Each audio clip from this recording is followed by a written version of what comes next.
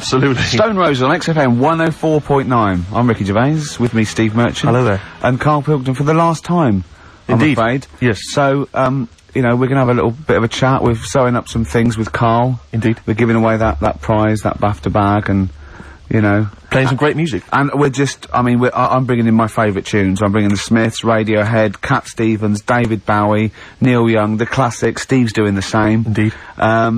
Well, Karl, the last time for, apparently, someone's got it a bit wrong. We're not actually away for 6 weeks. We're away for about, we'll be back in, August, won't we? Bloody hell. Yeah. No, don't swear. Yeah, that's outrageous. On the last show, you have to say that. Already brought the tone down. Yeah. Cheapened it. And I think it's blasphemous as well. Yeah. No, it's not. No, hell isn't, is it? Isn't it? No, I don't think that's not blasphemy, is it? Taking hell's name in vain. Yeah. Yeah, but what was it you were saying the other week about the Queen Mum used to have the right mouth on her? What? I don't think we said that on air, Karl. What? No, but last week, you Yeah. were saying about bad language, and I was saying, you know, there'll come a time when bad language isn't, you know, doesn't matter anymore. You can F and Jeff and stuff. Oh, I know what he's talking about, Steve. Really? Right, let me explain to you, the listener at home. Karl was worried about swearing, and as a joke, off air, it was last week, we were saying that, in the 1940s and 50s, the Queen Mum used to say things like, and we were quoting things she'd said, like, but putting F's and C's in there, and you believed us. What, so this whole week you've believed that we somehow had knowledge that the Queen Mum used to swear say- like a trooper? We were doing fake quotes from her, in her voice, but putting in F's and C's, and you believed us. I mean, I didn't even think, I thought you were going along with a joke, but it obviously made an impact. Karl, we've said this, you've got to question and query everything. You can't take things at face value, certainly not if they come out of the mouths of Ricky Gervais. Yeah. Alright. Yeah, sorry about that, Karl. It was a little trick. Is there any other things now that, as Is you there look back anything over we've the said that time you've been we've thinking about played that with I can tell you now that was a lie? anything you've maybe queried or questioned, you know, you've thought, oh, that doesn't seem right, that maybe Ricky's told you? Something might come to me Okay. later on, but... Okay. Well, what about Karl? I mean, we love you, right? Obviously, we know that. We've got great affection for you. We look forward to this. I'm going to miss you, really. And I'll tell you what, you've got a heart of gold. Now, wait till you see what the record is, Steve, and you'll see what I've done. Is it a heart of gold? Yeah. Brilliant. Brilliant. Alright, that's why he's a bronze award winner at the Sonys. I don't get up for bronze. I don't get out of bed for bronze. No, that's a waste of our time. Karl Pilkington over there on XFM 104.9. Winner of a bronze award At the Sony Radio Awards. The Radio Oscars. So Man Phil alive. Jupiter said. That's what he called them on Liquid News. I'll tell you this, Rick, I'm not used to being on a table with losers at an award ceremony. No, I don't. I'm glad I didn't want to come in to do the final show. No. You know, I went straight over and sat with Pete and Jeff, didn't I? Yeah. I went And over to Radio the, 4. I went over with Paul Gambaccini. I went over That's to BBC World Service. Yeah. You know, it's a lot funkier. A lot cooler. Won an award. Yeah, I won an they award. swept the boards. Yeah. I don't. Bronze is nowhere. What was the mood, what was the mood here? Silver's. What was the mood here? Because the day after, because people were, I mean, let me tell you that, I think XFM deserved an award, and I thought it was criminal, actually. But what I did like about that we certainly had the room, because Pete and Jeff said good luck to us and Christian. That was really nice. And then someone else mentioned it. James Nesbitt. James Nesbitt said XFM and stuff. So it certainly had the. Gambaccini said something about it. Yeah, Did so he? it Paul certainly, Gamba? it certainly had the room. And for a local, you've got to realise it's a local radio station, you know, and it's good. You can't compete really with Radio 2 and Radio 4. And But what was the mood, the day after, here at XFM? It was alright. I mean, I think we expected a few more, But you shouldn't take these things seriously anyway. No. They're But what very I did- yeah, flattering, but what I you didn't never realise, take Rick- awards seriously. But what I didn't realise is you have to pay thousands of pounds just to nominate. You're joking. Just to get into the running for an award. So, you've already, you know, they've squandered thousands of pounds. No, it's just not to get- thousands, It is is. it? Well, it mounts up because you pay to enter. And then right? the table. You've got to buy, like, mini-discs and that to send your stuff in on. Which Sure. ends up with Sony mini-discs. Oh, I see what you're saying, I'm Karl. not saying anything. No. And also then you've got to pay for the table. Right. And the food and the drink. I mean, it's a few grand. I swore on live television as well that night. Yeah. But I've never done that before. I mean, I've sworn before, but never accidentally. And we were being interviewed for, and Christian was sort of like, quite, you know, being a bit boisterous, and he must have brought out the worst in me, and I just accidentally said the F word, and I apologised straight away. I didn't want to embarrass Phil Jupiter. He was doing a good He does job. that himself, yeah. But I was thinking about yesterday, and you're saying a bronze isn't worth having, right? Yeah. But, say like... We're only joking. None of them are worth having, but they're very nice. They're very nice to No, win. bronze is and pointless. But you say that, because, like, bronze is, like, coming last, isn't it? Yeah. Yeah. Right. Yeah. Can you tell me the name of the person who won the marathon this year? No? Yeah, but that's because we're not sporty. I'm sure there's lots that can. But then, the guy who came last, who was in the swimsuit, people remember him. And No, I don't remember his name either. No, what's his name? No, but he was 6 days late. I mean, he was really Yeah, but bad. what's his name then? You see, no one's remembering either. No, but if someone said who won the marathon, I'd go, I don't know, but there was that guy in the swimsuit. Well, I'd say I don't know. It was a woman. Yeah. She had shorts on and trainers. I'm just trying to make... My point is, what they will remember is that we were losers. That's what they remember. They may not remember our names. Yeah. They'll just point and shout losers. We're all winners, aren't we? We're all winners, really. For taking part, sure. Yeah. And it's all subjective as well, isn't it? Go on. I mean, I'm not going to moan about awards, because you've won a lot of them. It's like saying they don't mean jack. But Yeah. at the end of the day, right, there's some shows that won awards, and you go, yeah, that's, you know, that's worth an award. I think you've got to treat it. I mean, some awards actually boost your profile or career or your cachet or everything like that. Some it's just a nice night out and it's nice to win, but I don't think you should really take any award that seriously. What worries me though, Rick, as I mentioned on the night, is that when I was at school, I mean, you look at me now, you probably think he's an athletic kind of guy, he's a sporty dude, you know, but at school, bizarrely, that was not the case. No? What, were you a bit of a lanky beanbag? with It the turns thing out, to- yeah. You're joking? Yeah. Oh, right, okay. So, I got a silver, in the high jump. Yeah. And I've done better in the high jump, right? Did no training whatsoever, did no Yeah. practice, just turned up. You were 2.5 foot taller than every other person in your class. Yeah, but wait a minute, people think that if you're tall, that makes you easier, it makes it easier for you to do the high jump. Surely not, because I've got all that leg to get over the pole. That makes it harder for me, surely. Don't talk rubbish. What are you talking about? Well, of course, the taller you are, the more chance you got at the high jump. What, explain Everything that else to being me. equal. Oh, what? Are you okay then? So, is it harder for a 6-foot man to step over a matchbox or a baby midget? A baby midget? That is tiny, Rick. Hang on. Here's something I've learned, remember? Go on. Back to, like, show 4 or whatever. Go on. What is it? For? The flea can jump over the London Eye. No! No, it can jump the equivalent of if it was a 6-foot man. It can jump about 6 inches high. A flea cannot jump over the London Eye. Yes, it can. Yeah, it can. And Tell your kids that. Carl. Oh, remember- Oh, a flea can jump over the London Eye, and an ant can lift 3 Volvos. But you're talking about fitness people and that. Remember Go when on. we were in the pub, right? Yeah. And your mate Johnny was in there. Yeah. I think it was. Yeah. And he was talking about that guy who got done, right? Because he entered a wheelchair race. Yeah. And and there was nothing wrong with him. His legs were all right. Yeah.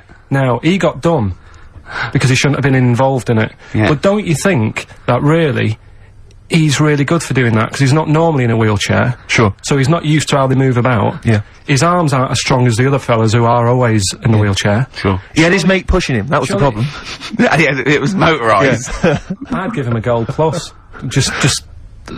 You know, you're taking a bloke who's not used to doing something. He does it the first time and beats the people who are at it. What about that woman, though, that was disqualified in the shooting, because she was in a wheelchair, and she was just in the normal, able-bodied Olympics, it was just, she entered, right? But she wasn't allowed to rest her elbow on the arm of her chair, because that was something disadvantage. She was in a wheelchair, and she's shooting, but she was getting unfair advantage, and they said, you cannot put your elbow on the arm of your Sneaky, wheelchair. aren't they? No, they are. You gotta be careful. You gotta be careful. Do you want to play Some of them aren't even disabled, it turns out. Hold on, though. We're talking about athletes, aren't we? What record should we play next? I'd love to hear that single that was out a couple of months Athlete. back by Athlete. Athlete. Let's have Athlete. Man alive. Sparkle as they're walking down. West Side by Athlete, a track that I know you and I have enjoyed. Yeah, it's one of our favourite new over the last tracks of 6 the or year, 7 that months. one. Yeah, Absolutely. very good. More of our favourite tracks to come on XFM 104.9. You know, I was me, Ricky mentioning Gervais, and you, Steve Merchant, and, Karl Pilkington. sure, go on. You know, I was mentioning Shoot. the high jump. That Yeah. high jump. Do you know the reason I didn't get the gold? It's faintly embarrassing because the guy it was just neck and neck, me and another guy. In fact, he was slightly shorter than I was, and I was using the traditional Fosby flop. Is it the Fosby flop? Fosby flop. And he was using a method which I can only describe as the Superman, where he was running at the bar and diving headfirst over it. I've never seen this technique before. It's illegal, that's Absolutely why. incredible. Is it not Yeah. allowed? The Fosby only works because his shoulder and that are going over before his head. Right. That's they got around the wall. You weren't allowed to dive over because it was Obviously, no one monitoring that. Yeah, no. Just the no. games teachers having a quick fag. Yeah, yeah. What was his name again? Yeah. The fag. I think his name was Mr. Woodbine. But he anyway, so he's using this method, right? And it gets neck and neck, and I don't know how many chances you get to knock down the bar, but anyway, it got to the point where basically I had to get over the bar, or I was going to come second. Sure. And I decided at that point to use his method. Because he'd seemed to be doing so well with it, I thought, well, I'll try that then. That looks easy. Oh, dear. And ran at the bar, launched, didn't actually get my feet off the ground. Just hit the bar like I was someone finishing a race, you know. Did you have... It's so pathetic, just clattered everywhere. I just want to get this picture of you at the age of, what, 15, 16? Yeah. 6'5" already, probably? Yeah, probably, yeah. Probably, what, about 9 stone? Exactly. Yeah. Did you have your glasses on? Of course I did. You must have looked pretty sexy. Probably a small bum fluff tash. Yeah. Yeah, as well. That must have been good. Was it true once, when you were about 16, you decided to wear a dicky bow to school? Yeah. That must have been great. That was during my PG Woodhouse phase. It's not. You thought you'd be a hit with the ladies if you were more sophisticated. Well, not only that, I thought it'd make me kind of kooky and eccentric. Yeah. Like I wasn't already. 6'7", goggle-eyed. Yeah. Like they're not already thinking there goes a weirdo. Oh, he's a weirdo with a bow tie. Yeah. Brilliant. Does it spin round, mate? Yeah, what 'Cause you're getting me hot. Exactly. Oh, dear. Yeah, I wore that for about 6 months, and it was in school colours, because we had to wear a tie at school, but this was a bow tie. I mean, now I don't, oh, man. I can't believe it. I don't know what I was Karl, thinking. when you were, a little Pilkington, right? What was, if you had hair, what would it be like? What do you mean? Well, you obviously had hair then, back then. What was the, style? It was like, sort of, I had quite sort of, fine, sort of straight hair. Yeah. Right. Hairdresser once said to me, "You've got hair of a Chinaman." He was a wise man, wasn't he? What do you think that meant then? Oh. He just said, he just said, "You got the same hair as a Chinese man has. Very straight, quite fine." Why is he telling you? I just imagine this pal going, "The Arsenal did well, didn't it, sir?" Something on that? You got that, you have the hair of a Chinaman. I'm sorry, nothing. You're not the spy. No, I'm not. Thank you. Good night. Oh, you're not my contact. Yeah, lovely. You have the feet of a fish. I'm sorry, nothing. It's not you. Okay, next. You have the hair of a Chinaman. It was one of those barbers. It was a cheap one, just on a railway bridge. I don't believe that. Go on. On a railway bridge? That's why it was cheap. It was very low rent, so he could charge. That wasn't the barber. That was a man with some scissors. Yeah. Did you go? Oh, I have to move you there, sir. Wow. Okay, back in the chair, sir. I imagine them on one of those things you always see in old films where you've got you have to press down up and down. Yeah, like a seesaw. Yeah, that's not as good as that. It was just a normal chair, little wooden hut, and he did have to stop when a train came past because it used to. Well, because he had to change the signal. Just making a few extra bucks. Yeah, exactly. Yeah. Oh, I love that. That's Manchester for you. Oh, God. I always it wasn't Bernard Cribbins, was it?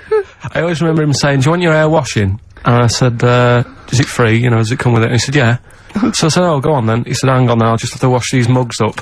He had like a sink full of mugs. Oh, so I'll just take these out and then I can wash your head. Oh, no. And that's why. Why did you go to this man? It was cheap. It was How much was it? About £2. And when was this? God. At 88, 89. Alright. Yeah. So what happened to your Chinese hair? When did it start coming out? You have the hair of a bald Chinaman now, don't you? You've got the hair of a Chinaman in a box now. I used to just work a lot of hours, and I think that's what made it fall out. Yeah, of course. No, it's not. It's genetic. You can't stop it. It's not genetic. Of course it is. Is your dad bald? No, he's got more hair than me now, I think. Is your mum? Kojak's got more hair than you, Karl. Anyway. Don't have a go at Karl's hair. That's a bit harsh. Oh, look at his little face. What did it say before in that book about going bald? It said, it had a little tip, didn't it? We'll go over them later. It says, if you're going thin, doesn't it say, cut your hair short and something like that So it makes you look thicker. Yeah. Oh yeah, we got people are offering Karl lots of. We're coming up to that. In Yeah, a well, we'll few go through that. minutes So obviously we to win that BAFTA bag. Shall I remind people what the competition was? Yeah. Last week we were giving away this bag that we got signed by various celebrities at the BAFTAs, and we asked you to email or write in with your suggestions as to what you have that you could swap for the bag, and it has to be something that will enhance Karl's life. We've had quite a lot of suggestions. I'll go through those a bit later, but they're some of them are quite eccentric. Meanwhile, I'm going to play one of my favourite songs off one of my favourite albums. I look forward to hearing it. It's Radiohead, it's the Bends, and this is Black Star. Go for it. Sugar Cubes. Hit. Yeah, on XFM 104.9. Our last show till August. Absolutely. Sorry about that, we'll miss it. We can't avoid it really, we've got to go away and do some filming. And, they're only going to miss you anyway, Karl. They can do without us now. Zoe Ball's on. Yeah, Zoe Ball. And who else is after her? She's not doing the whole run, is she? Yeah, I think so. Is she doing the whole 3 months, is she? Yeah. Tell her not to get too comfortable. Alright. Right? Don't let her feet, and don't let Big Boy Slim come in with her, because he mixes up the records, doesn't he?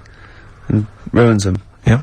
Hey, talking of DJing, Go on. you know I did that storming set the other night, Well, yeah. for XFM. Yeah, sure, yeah. Go on. This was down at a little club, in case you aren't aware of it. Yeah. Anyway, I went to the Sony's the other night. Yeah. Karl Pilkington sidles up to me, slips me an envelope.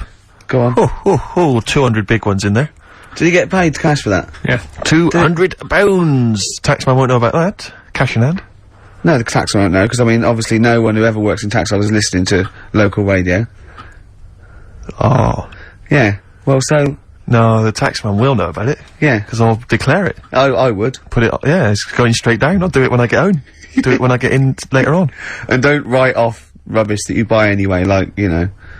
No, Yeah. I won't. No. I'll do it all above board officially. Fill it all in correctly. And so I'll send it now, I'll send it tomorrow so that you get it early. So it's not too busy for you, sir. Oh, never mind. Oh, yeah, also, did you see, Liquid News last night? No. What is Liquid News? I don't really watch It's the Liquid thing News. on, Choice, right, and it's, sort of celebrity news, yeah?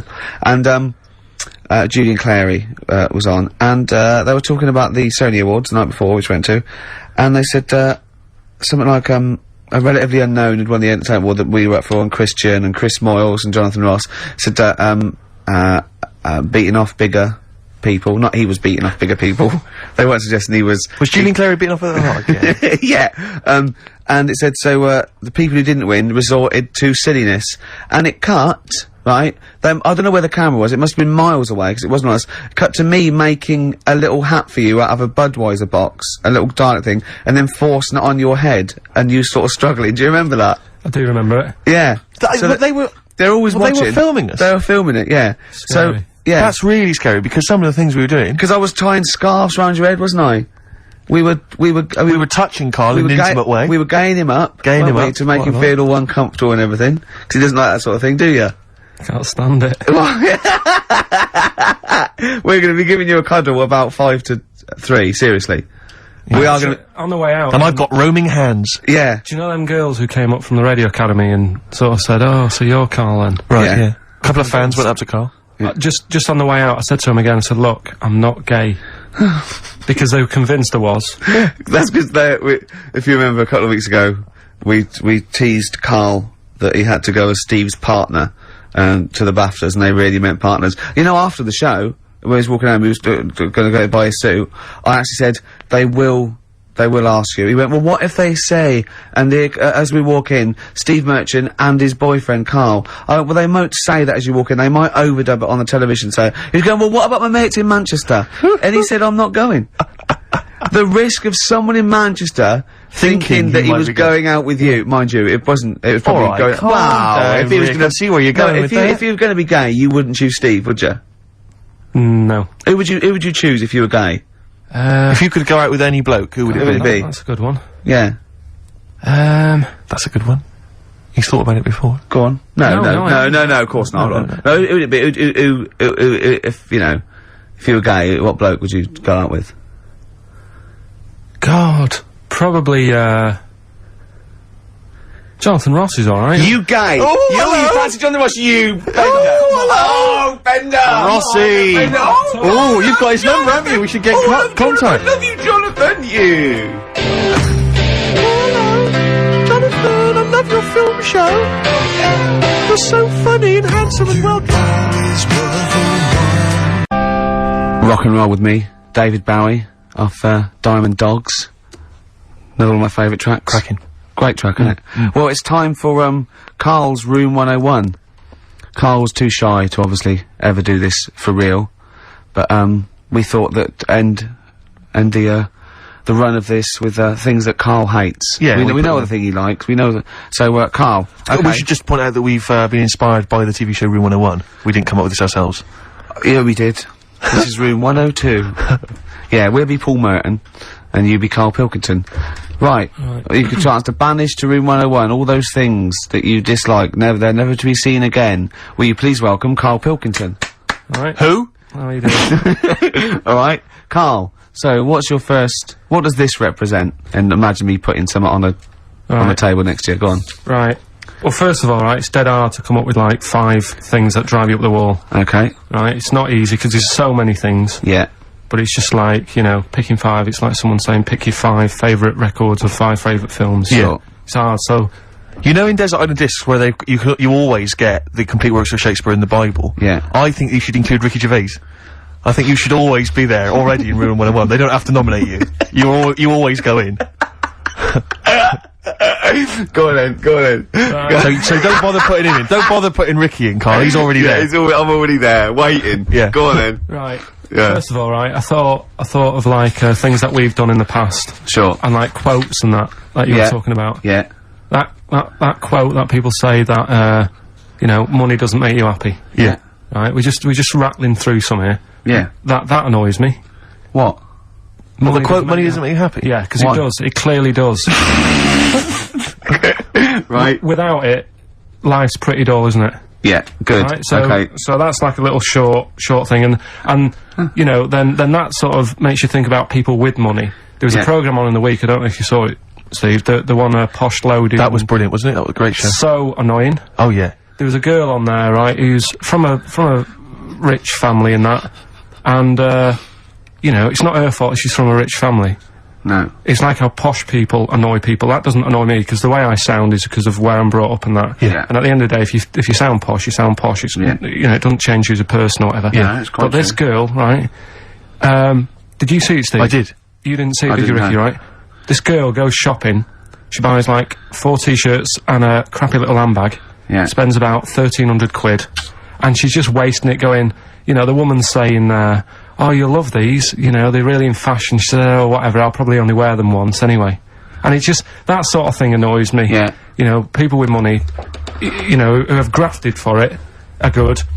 But like, you know, people who just get money given to them from the rich parents trying to make the wall. There was another point, right, where she's in a shoe shop, right, and, she's like, got these big boots and stuff. But part of the problem is, right, she's quite odd looking and that, right?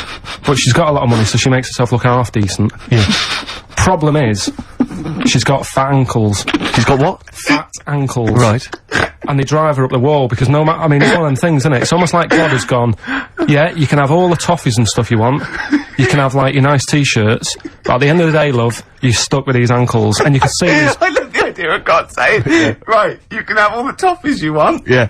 And you have nice handbags and that, but you're stuck with these ankles. Oh, God. And I really wanted to get a job in that shoe shop where she was going in, blowing her dad's money, and she was calling up her dad saying, oh, Daddy, is it alright if, you know, I'm just out shopping, I've just bought some shoes that have cost like $1,000, and I really wanted a job in that shoe shop. Just so I could sit there, and when she comes in, you go, oh, hello, love, whatever her name is. Lovely to see you here again. Got some lovely new shoes in. Look at these nice new boots, everyone's wearing them, Victoria Beckham. And, you know, all the it girls are wearing them. Yeah, try them on. Oh, you can't, because your ankles are so fat. You can't get into these. Never mind, here's some boots. She really annoyed me. And I'm not a nasty person. You're not. She brought it out of me. Carl, I'm worried though, this idea of you getting a job in a shoe shop, I'm not sure you're qualified. I like all that's way round it. That some people go, oh, I'd like her to lose all her money or something. He'd like to actually bother go through getting the job in the shop. Yeah. And then just wait in there. You'd be too busy mucking around outside like, on some kind of trolley stuck in a little lake. Yeah. But interestingly, in that show, I was watching that show, and at one point, you mentioned that her fat heels or her fat ankles. Yeah. She said, I'd like to have various changes to my body, plastic surgery, I'd like to do this to my face, and da-da-da-da. And, her mum's there, and her mum's going, no, don't be so, no, you're my daughter, you're beautiful, da-da-da-da. No, you shouldn't, I'm not gonna let you have those, da-da-da. She went, I'd love to have an operation on my fat ankles. Her mum went, yeah, I do agree with that. What kind of a mother does that? Oh, how bad can fat ankles be? I know. What were these ankles like? Well, tell us, Rick, you must know. No, do you know what I mean, though? Like, if you said to a little kid, say a 4-year-old kid, draw a person, they'd draw her legs. Do you know where there's no sort of thin bit, and then it comes out a bit for your knees? Oh, yeah, and then then to ankles. It was just like 2 logs. People go to say, I like your new flares. What do you mean flares? They're leggings. Cheeky. Awful, so, you know. So, okay, so you're putting in posh girls with fat ankles. Yeah. Okay, what's your next one on Room 101? Right, another quick one, really. Go on. People in supermarkets. Right. What, the people who serve? Yeah. It's mainly, these shops you get round in London that are, like, open 24 hours, right? Yeah. You'll go in, and you'll buy you know, you don't do your main shop there, it's mainly just little bits in it, your carton of milk and, Sure. maybe a loaf, a couple of balm cakes and that. Yeah. And you go in there. Who still buys balm cakes? Right. Do they have them in London? Yeah. Do you ever ask? Would you be annoyed if they said balm cakes? We don't have those down here, they're rubbish. That's happened before when I asked for gravy, and they didn't know what gravy was. When did you ask for gravy? In a chippy. What do you mean? What'd you say? Have you got any gravy? Just because you up north you have chips and pie and gravy on it, and they Yeah. didn't have a clue what I was talking about. Right, okay. So that annoys me, actually. Stick that on the list. Right? But, You've got fishmen up north. but listen, right? You'll go We in saw a sign in the north, right? It was a little shop, and the sign said, "We sell bread." And it was handwritten. It was like, there was probably like a rush with those people in turbans going, What's this bread you talk of? yeah, their headscarves, old women running down with their little, But anyway, these shops, right? So you go in there, getting your stuff, and you'll go up to the till, and they don't say hello to you. They don't sort of smile. They just bleep the stuff through. They don't tell you how much it is. They just sort of expect you to look at the till to see how much it is. So you can get your hand in your pocket, give them the money, they'll give you the change, and they won't say goodbye. Yeah. So it's like they just can't be asked to have any sort of, hello, how are you doing? Yeah. I don't want a big chat. I don't want to know what they're getting up to and what, you know, what the dad does for a living and all that. I just want, like, how are you doing? You know, you're well, right? Oh yeah, this bread's, you know, popular or whatever. Right, that'll be £5. You need to keep abreast of which bread you're selling well. Oh, Mother's Pride, that's a good choice. It's 70% of our stock is worth it. So that really, you know, even though, you know, it is a 24-hour I'll be honest, I would err on the side of silence. Not rudeness. I hate rudeness if they do that, but I would rather, I'd start to go, £1.50 please. And that'll be fine for me. Any more. What about hello and goodbye, have a good day? Not in an American It way. doesn't bother me. I prefer people who say have a nice day and don't mean it to people who don't say it at all and don't mean it, to be honest. I don't worry about that mock sincerity, because I think it... No, it not that, does it's the just job. normal, Yeah. isn't it? It's No, like I'm saying, I like people who say, I don't care, they say, oh, nice to see you, come again, have a nice day. It doesn't bother me. But a chat... I hate people who think they're the life and soul. No, when you're going don't through. mean like that. I mean, like, nuts. you know, if you go through a door, you hold it open, you go, there you go. You know what I mean? You expect a thank you. Yeah, that's all. Yeah, and also when do you come in at like a narrow walkway and you're both walking there, and I stop, we'll get out of the way, and they tut, like I should have. I want to go, hold on, look, we're both in the same boat here. Yeah. Why is it me? That annoys me, where people think tutting when they're in the wrong. They own the street, or if two people aren't looking where they're going, it's one person's fault. That really annoys me. Yeah. So Sorry. that's it really. I mean, I know the 24-hour shops and they're knackered and stuff, but politeness, just to say... Well, it costs nothing, does it? No. So those are your little quick ones, then we get on to your big three, bigger don't we? ones. The big one. Yeah, Should we if play you a want. record and come back to that? I know what you want. I'm talking to Karl Pilkington on room 101 on XFM 104.9. Yeah? What did you play? New order. Oh, excellent. Do you know what I mean? It's mad. We were shouting at you then. How loud are those headphones?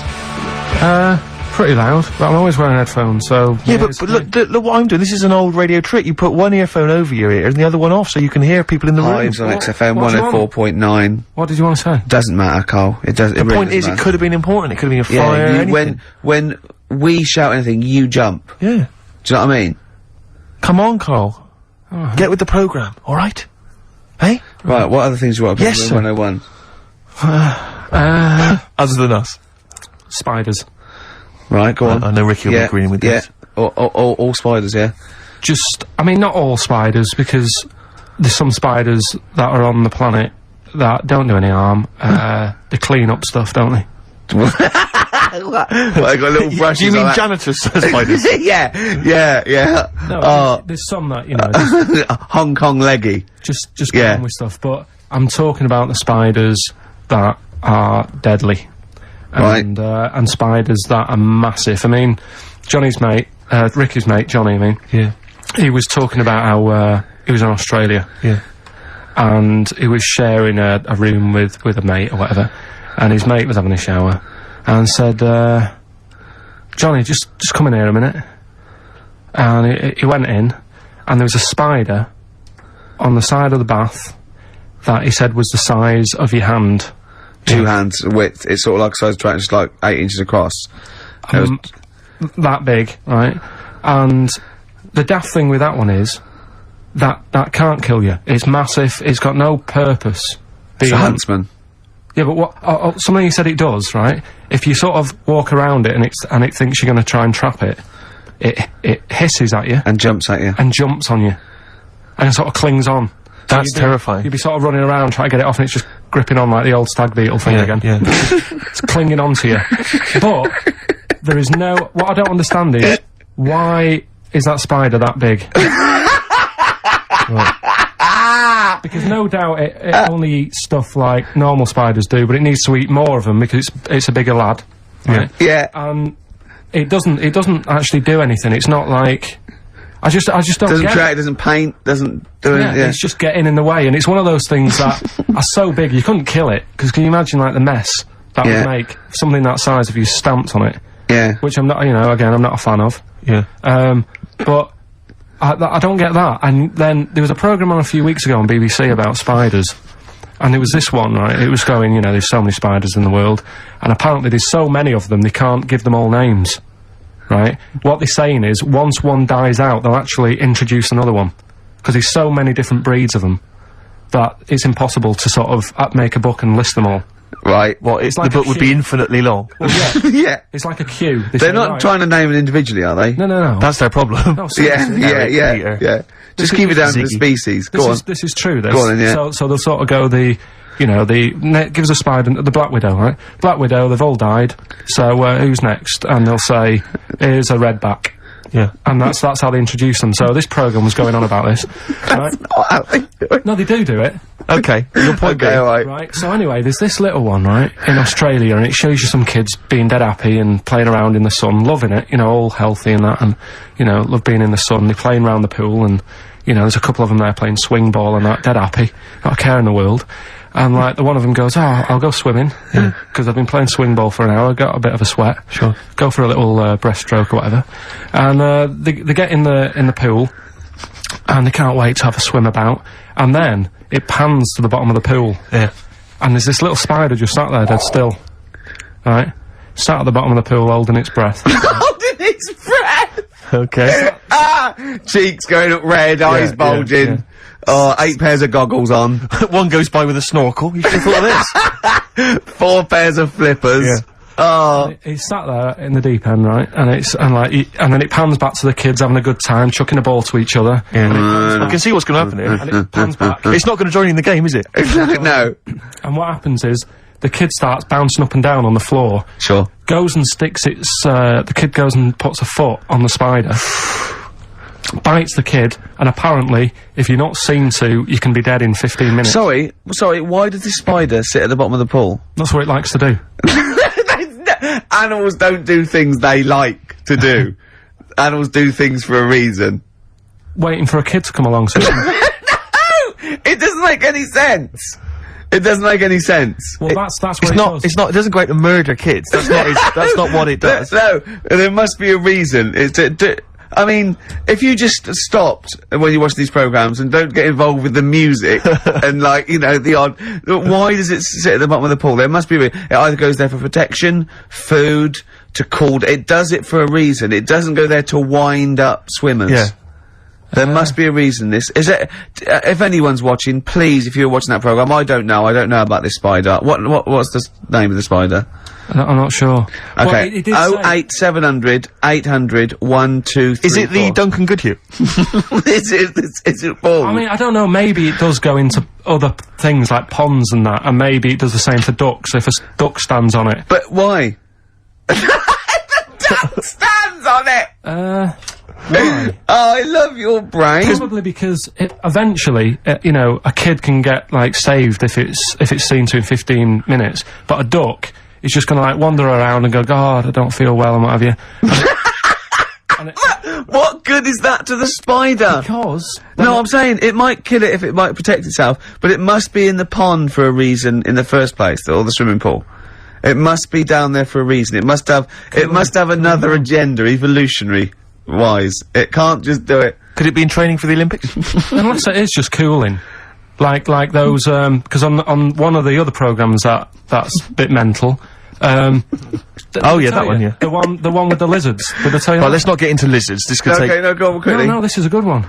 It was a programme, BBC programme again, on how insects and animals help each other out. Yeah. Right? They were saying how, you know, you might think they're an insect, but they think like humans do. Yeah. And they all help each other out. Right? And there was this lizard that, is running about in the desert. Right? And it's going, God, it's roasting. And what it does, it makes a little hole in the sand, and it goes under the ground and it cools down, right? Yeah. And then you see one of the locals, I think it was in Egypt or something, and the Egypt bloke comes walking along. Egypt bloke. And, Is he walking like an Egypt bloke? Walk like an Egypt bloke. and what he does, right, he's looking out for these holes in the ground. Sure. And he sticks his hand in. Yeah. And he Why grabs- does he want the lizard? he makes shoes and stuff out of it. Okay. Right? And you see him Cobblers. walking around, he's got about 12 of these things in a basket on his back, and they're Yeah. all looking really fed up. Well, yeah. And it's dead hot, and they can't be bothered trying to escape, and they look really fed up.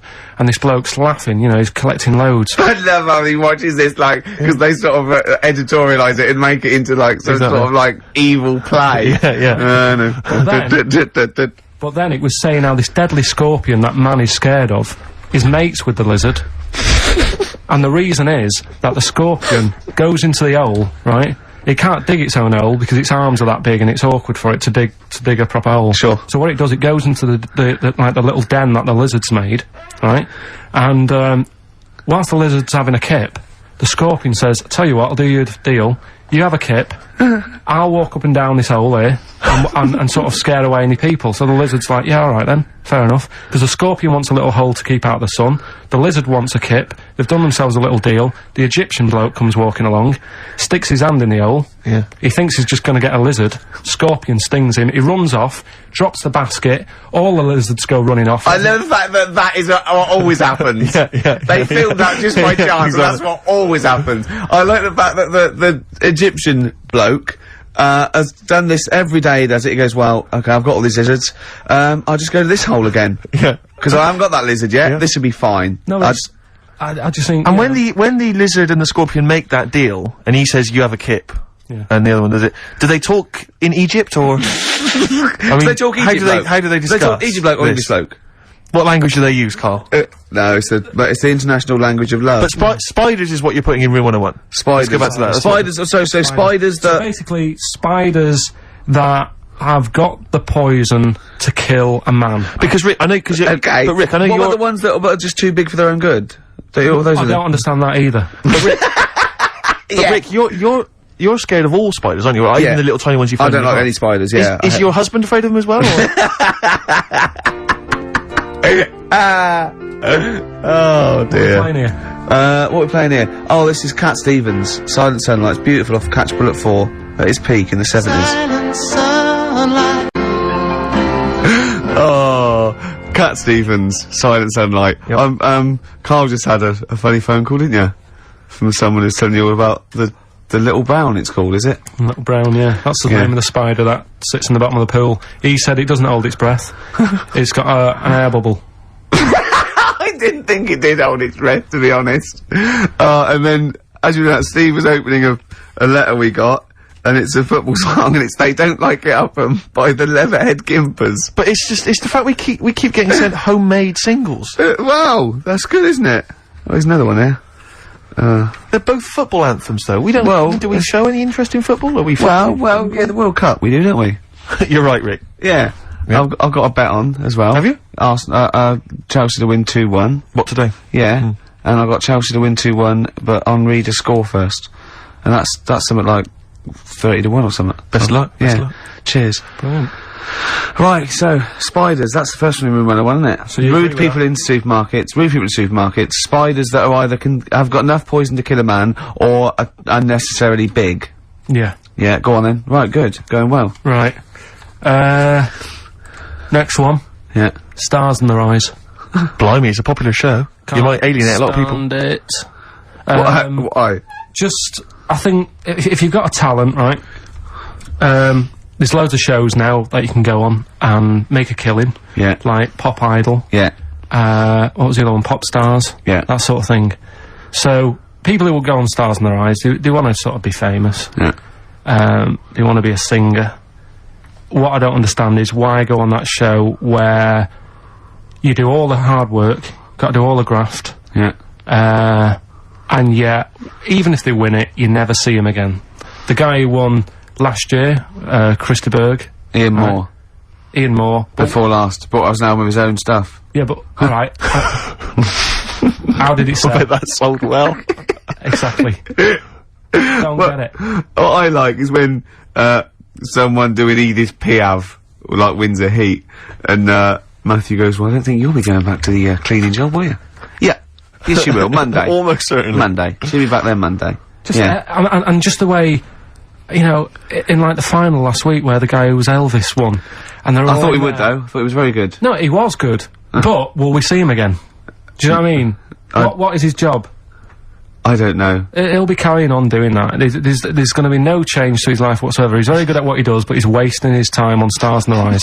So I don't understand exactly what your issue is. You clearly like the show because you watched the final last week. He thinks, You agree that people are talented. You think it's a waste of talent to go on Stars in Their Eyes because it's not a vehicle to be famous, whereas something like... Pop Idol, Yeah. Pop Stars, even Yeah. Big Brother. Do you know what I mean? Go Yeah. on that. Sit in a room all day, have a month off work. Because they're all big stars now, aren't they? I know, but what I'm saying is, it's less work to sit in the Big Brother house. Now and again, just sing a song, and people go, oh, isn't he a good singer? You come out after having a month's rest or whatever it is you're having there. Yeah. You come out and there's loads of record companies, like, waiting for you to come out and give you a deal. And what happens then? When you get a deal, when you cut a record, what happens to that record then? Then it's either sells or it doesn't. And actually, what happened to it?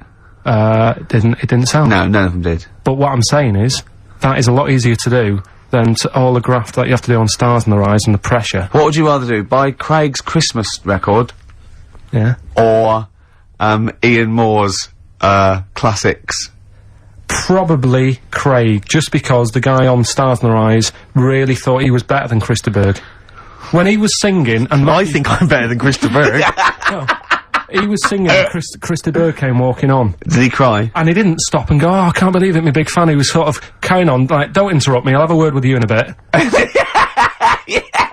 You think you should show the man he's actually making a little bit of living off? Yeah. Emulating. A bit of respect. A bit more respect. And the most annoying thing... I imagine them arguing, resting each other on the floor saying, I'm Christa Berg, no, I'm Christa Berg. Like two ventriloquist dummies, just having a fight in the dressing room afterwards. But the most annoying thing of all with Stars in Their Eyes, people who go on and do people like, say like, I think last year, someone went on and did Lamal. Now, if you wanna, because the whole idea is with Stars in Their Eyes, you get work off the back of that show by, like, companies, don't you, saying, who will we book? Yeah. You could get the real Lamal for about 30 quid. So why have an imitator? Well, it seems to me though, Carl, the problem is that show's been running so long that all the big names have already been done, so it's gonna end up having to be, isn't it, Lamal or some old kind of 50s singer you've never heard of? Isn't that the problem? I remember when... I mean, it's just Eddie Reader was on there. There was you've had Eddie Reader. But it's just a karaoke contest. It's just, I think you're assuming that everyone on there wants to get, you know, a recording contract. They do, Steve. Okay. In that bit at the back where they say, and the votes are coming in, let's have a look at the tension now that's going on. And they sat there and they really think they are Elvis. And they are Luther Vandross. Sat there, and like, if they were all sat there having Woke up this morning, looked at your picture just to get me started. Filth. If they were all sat there, sort of thinking, oh god, this is a bit of a laugh, innit? But they're not, you can see that they all really want it. And it's like... But so what I'm saying is, who are you putting in room 101? Are you putting in the people who are just there to have a bit of fun? Everyone involved in that show. Including Kelly? Yeah. He's a talented guy. You don't care? No, he's going in as well. He's in there first, and then everyone else, everyone who enters it, the people who go and sit in the audience, everything. But what would you do Saturday night? You'd love the show, you watch it every week. It was just on when I was getting ready to go out, and there's nothing else on at that time. Sure. And it was the final on Saturday night as well. Yeah, you gotta watch the final, you know, live final. The final. Yeah. Well, who would you do if you went on the show? Moby. I'd probably do... Ooh. It's not that you look like them though, is it? No, you sound like... because they wouldn't let me on as Tracy Chapman. I was furious. That's annoying. Because I sound just like her, but they said... No. Bowie. You do Bowie? Yeah. Can I hear your impression? No. Well, come on. No, because you just said if you could go on and what have you, I'm saying that. Well, it's got to be someone you can do. I mean, obviously I'd go on as Will Smith because I can do the rapping. Yeah. I can't do it. I'm not a good singer. I've never really been into singing. I've never done a live singing thing before. Haven't you? No. But if there was a talent show, if there was a talent show on, what did you do? I did Walk Like an Egyptian by the Bangles and I mimed, dressed up as a woman. How old were you? It was when I was still going to school, so it was like... Well, I hope so. 12. And sorry, what was why did you do that? What did you mime to, and why were you dressed as a woman? Where's the logic in this, is what I'm saying, Carl? What sort of act was this? I think I was meant to get hold of some, like, Egyptian outfit. Couldn't. So I looked in my mum's wardrobe, and I had a dress. Dress in a fez, carrying some lizards, that'd do it, wouldn't it? I had some boots and a wig on. And how did you dance? Look, he looks confused! He's confused by his own act. He's suddenly confused! The best bit was it was like a proper talent show, do you know where you'd cover it all? Yeah. So I did like the dancing and the miming, and then I also did a bit of magic, right? Where I had like a cloth, right? And I had it over my hand like that, and the crowd were like, oh god, what's he gonna do?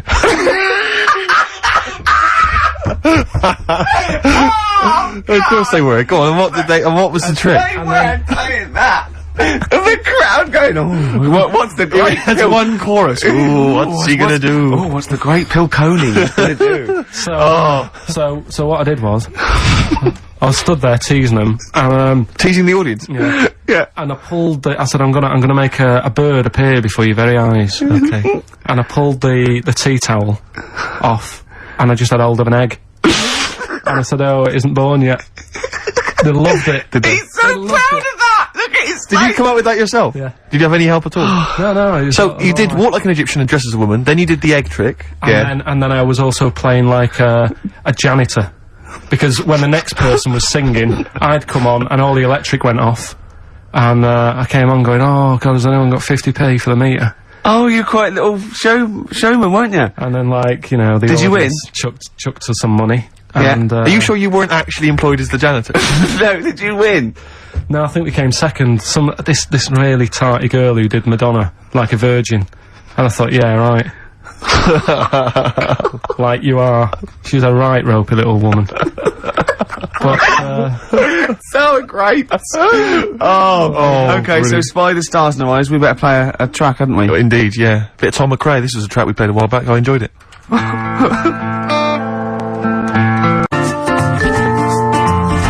Badly Drawn Boy, Once Around the Block, classic, a retro cut. Getting a bit sad now, Steve, 20 minutes. Indeed. You're right. I've got so much to say, I've got so much to lead people with about Karl, all the things he's done, looking back. Karl, do you remember when I put up the waste paper bin on your head? Classic. classic time, yeah. Yeah, do you remember that? What did I do to you today? Well, you tried to bring the same memories flooding back to me by putting the same grotty bin on my head. But the annoying thing was, last time I did it, it was quite a new bin. Yeah. Did it today, it's rank, all sorts of stuff on it. What else did I do when I saw you go around the corner down there? Go on. I went to get the paperwork and that you need to produce the show. Yeah. And, came round the corner. Ricky was sort of hiding. And I was concentrating, reading stuff. And he goes... I don't imagine it was as soft and gentle as that. I imagine it was more like... Exactly. Like that. And I tell you what, I nearly exploded, because he sort of hopped on one leg, right? And he sort of, I don't know why I'm doing this, but he sort of was walking out and on, we're looking down, and I went, and he hopped like that, and then rest assured, listeners, that if you were here, it's not any funnier than it is if you were listening at home. It's only amusing to Ricky. But I tell you what, it makes you feel really refreshed. He was going on and having a heart attack like that, and I was nearly having a heart attack laughing, and he went, I feel good now. He said, I can see why people skydive. He said that would be good for people that were ill. Oh, Carl.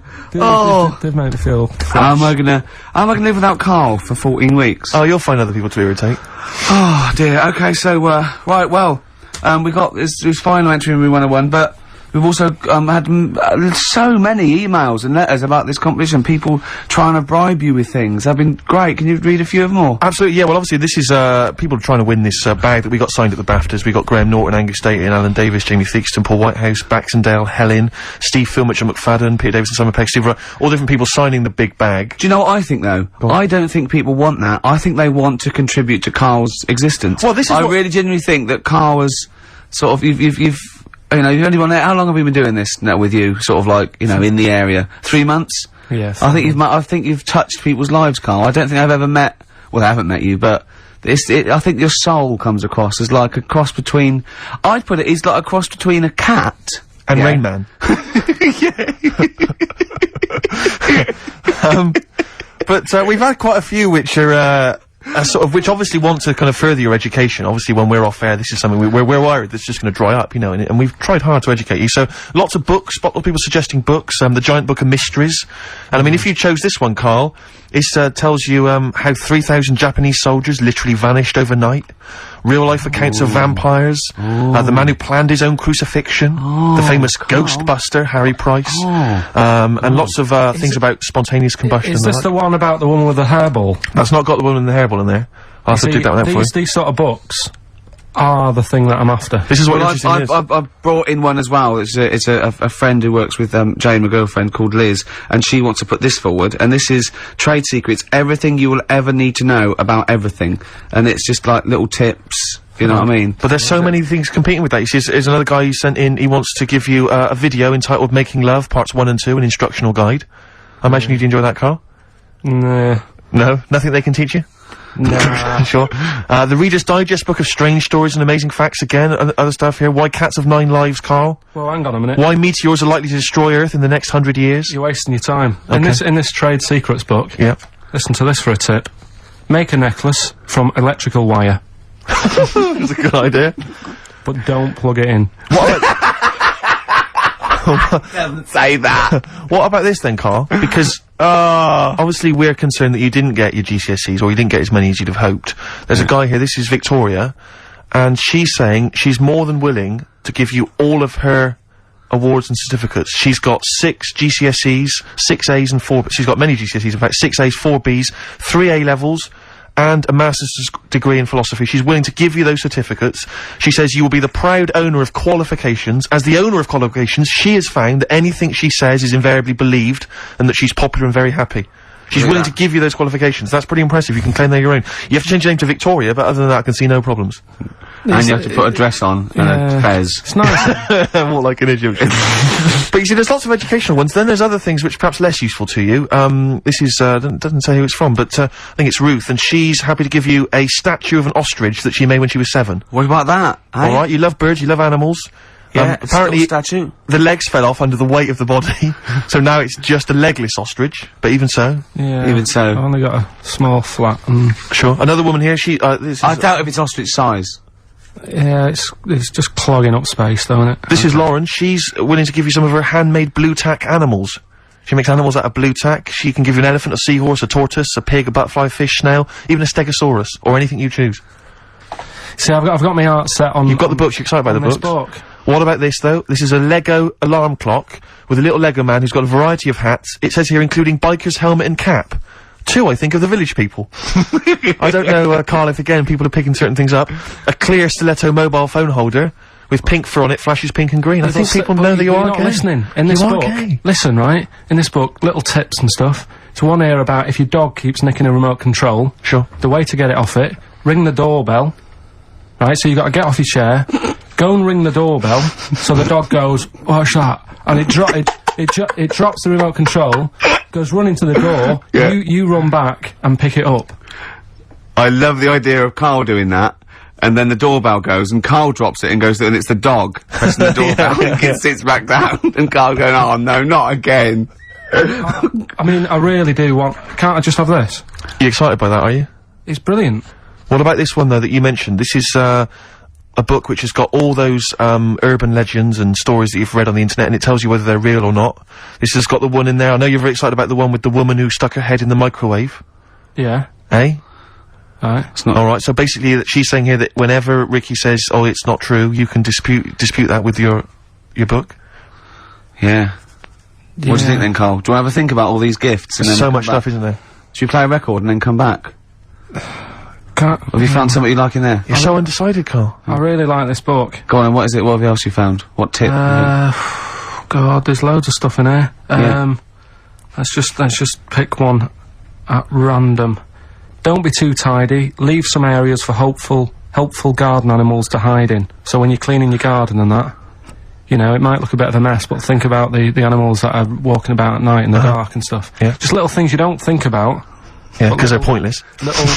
Yeah. Okay, then we'll just play a record. Oh, there's so many to decide on. Yeah. Alright, what are we playing, Steve? This is something, from a little compilation that came free with a magazine called Comes With a Smile. It's a good little magazine. And this is, by Matt Pond, PA. It's called Night's End. It's not...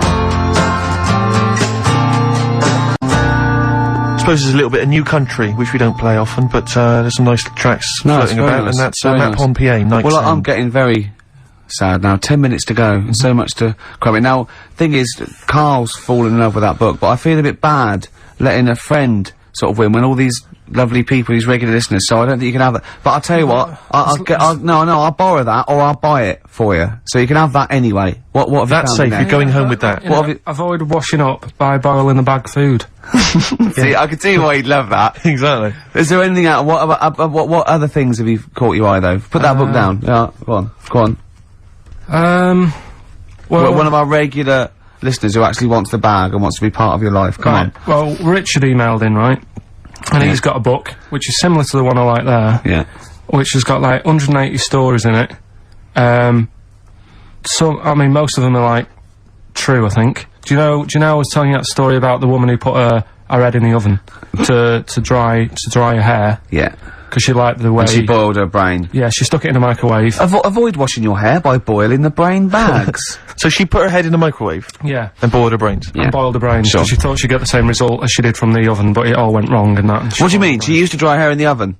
And she just, like, went modern? Apparently, it's like what punks used to do. You get a different sort of heat off an oven than you do off a hairdryer, right? Sure. So, she thought, well, I'll do it in half the time, use a microwave. Sure. She She was busy, I she don't was late. understand how you can get your head in a microwave. It only works when the door closes. Yeah, but you jam the little thing, don't you? Well, don't say that. Don't say that. Don't tell. I don't think it's possible, but don't. Of course it is. Yeah, well, anyway, don't but do that. he remembers that story and said, I've got a book full of stuff like that. And, he sort of sums up a little story that's in the book about this girl who, she had long hair, right? And, she used to always mess around with it. And, she's sucking on it. Do you know, like how girls do with the long hair? They sort of mess around with it and stuff. Yeah. And she's sucking on it all the time. And she was doing this from the age of, like, 10. And then, I don't know, she's probably about 30-odd. And, she's doing this all the time. Guessing. And, she goes, oh, God, my belly's hurting today, mum. And she goes, oh, what's wrong with you? She says, I don't know. You're 30. So, so she goes to the doctors, and the doctors do an x-ray, and nothing's coming up, and it's like, I don't know what's wrong with you, you know, you're just being a bit moany about nothing. She's like, no, honestly. She's a very intolerant doctor. Yeah. She said, this is... Piss off. This is really hurting, I don't know what's up with it. So anyway, they found out some sort of system of, looking at what was going on. Yeah. And apparently, X-rays? No, it wasn't X-ray, because X-ray didn't show it up. Okay. It was something else. So, anyway, it's only gone and turned into, like, she's been sucking her air for so many years Sure. that little bits had come off. And Sure. she's got a giant air ball in her belly. Wow. Right? Yeah. Which was, like, huge, the size of a rat or something like that, right? The size of a... It's so interesting what he chose. The size of a rat. No.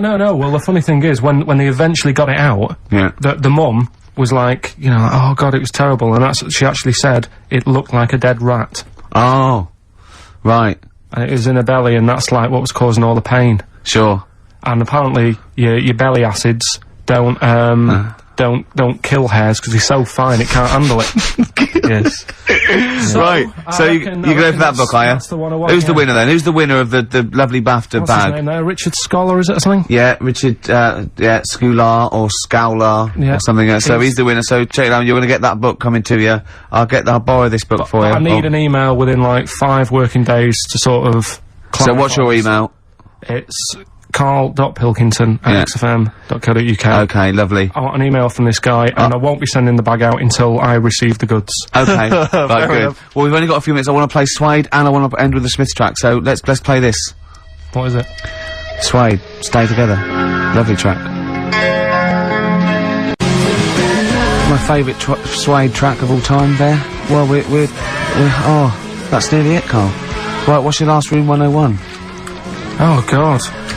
It was, holidays. Holidays. You want to put holidays in room 101? People who are sort of annoying on holiday. Oh, yeah. Do you know when you go away? Oh, yeah. It's sort of touched on this before. Is this going to be the Scouse guy? Yeah. Go on. Oh, it's so long, though.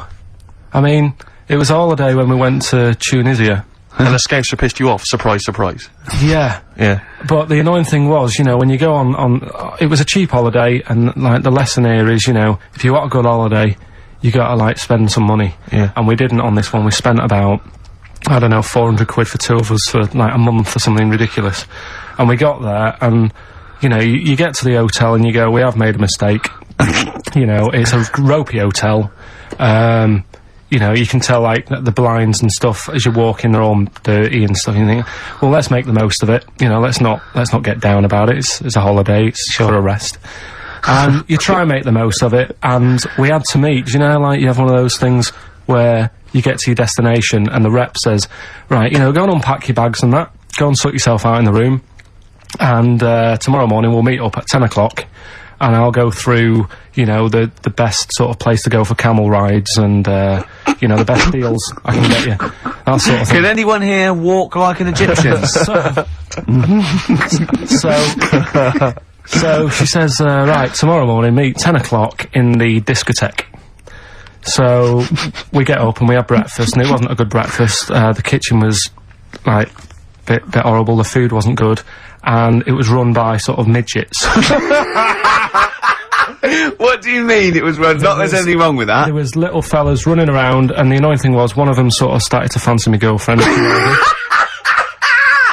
How did he manifest his affection No, for you're her? not saying there's anything wrong with midgets, though, are you? Just No, saying no, it was not at strange that all. there was Yeah, a but lot- even midgets shouldn't be cutting in on Karl Pilkington's No, territory. I know, no. But it's also that thing of, you know, they've got little fingers, and it Oh, sort of God, I'm ruined- so sorry. No, I'm not. It is a bit of a phobia of mine. Okay. Do you know what I mean? They are nice people and that. Sure. Oh, God. But the annoying thing is... So what was he doing then? How did he... I don't understand how he was chatting up your girlfriend. Was he crawling under the table so you couldn't see? just kept... Whispering to her from underneath there. Stop it. Just so, you know- Wait, I don't want to get a complaint on our last show. There's not many midgets What's listening. going to happen? Can we just finish this and start up again in a couple of months? Oh, yeah. So if you want to know more about the midget theme restaurant, then we'll talk you in 3 months. Yeah. It's just... Oh. It's just... No, that's fair enough, actually. Oh No, you're yeah, absolutely no, right, sorry Karl. about That's your this. producer's Listen, head on. we'll see you in about a really. It's been a pleasure, truly, and thank you for everyone that wrote I've got you a couple letters. of presents. Have you really? Yeah. I've got you both a present, right? Oh, I got Ricky, do you know, like, we've done fables and Yeah. stuff? Right? Yeah. This is like Mr. Ben. This oh, is brilliant. yeah. Right, and it's like little fables that Mr. Ben goes on. Oh, fantastic. So I want you to learn something from that for when you come back. Okay, brilliant. That's lovely, I'll tell you one Carl. of the stories I read this morning. It's brilliant. In fact, when you've done with it, Yeah. give it me. Yeah. Because I haven't finished reading that. Okay. Thank you, Carl. And for Steve, a little chat up lines. A little book of chat-up lines. That's fantastic. Carl. Well, we'll see you, in 3 months, but carry on emailing Karl, cherish Karl Pilkington. He sits in a little room by himself, so keep him in touch, and we'll see you in, August. We're gonna leave you with something that, we all love. This is, There Is a Light That Never Goes Out by the Smiths. Very apt, I think. Goodbye. See you later.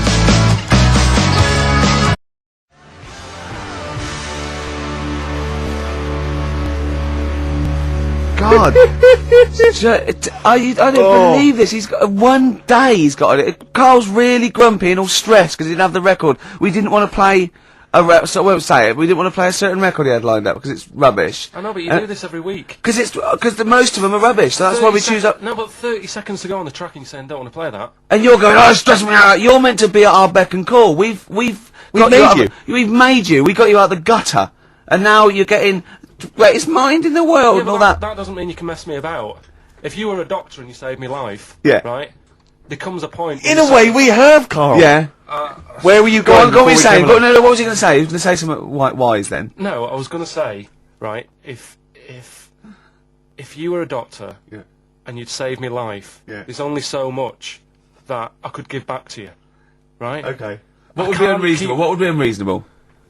Well, you know. Forget doctor, don't forget because no, the doctor's, that's its job, right? Supposing I was just walking along and I saved your life, I gave you a kidney, or I, resuscitated you, or I dived into icy water. What could I hope from you then before you start going, hold on, what would you be willing to do for me until you sort of got, lost your rag a little bit? Because I was asking too much. So, didn't I know you before you've, sorted a lung out for me? No. I just gave you a lung, for example. Well, I'd be a bit I'd be thinking, why has he done that? Suspicious! But what I love though, Rick, is the idea of you jumping in icy water to save someone, giving them a lung. I can guarantee if someone was lying on the floor screaming they needed your help, you'd affect a foreign accent and go, I know, understand, and run off. Do you know what I did once, right? We went out a few weeks ago, right? And some woman had her handbag nicked, and she was all distressed. He said, chase the fella, Karl. You stood there. Let's be honest. Imagine Ricky chasing a criminal. Look at his little legs. He'd never get anywhere. He started to run, and then he passed Starbucks or something and nicked him for a short. How did this turn on me? Oh, I'm a bad man because I don't give lungs away. No, no one would want my kidneys or my lungs for a start. Hello. Oh, did you chase the criminal then? I did for a bit. He walked. No, you didn't. Did you? No, I did a little bit. Yeah, we sort of spread out. We missed him. Where was it, and what was the situation? It was. Did you see a bag get snatched? It was Karl. No, she was sort of crying, and she was running. Some blokes came in, sat next to her, and then just ran off with her purse. And you walked after them. No, they'd gone, Steve. They'd actually gone, but it was just a bit distressing because she was devastated. I know how she feels as well because I had a jacket, and you think, oh, just got to find them now. Yeah. Where are they? Who are they? So she was really off her head with she was angry and sort of crying. Yeah. And it was horrible. It was horrible, wasn't it? Wasn't it, Karl? He's broken his mic now. Oh, right, play a record, this Karl. is Karl, what are you doing, mate? I don't believe this. There's only 2 weeks to go. These should be special. Karl, play the record. We've asked you to play the record. Like you. Man alive.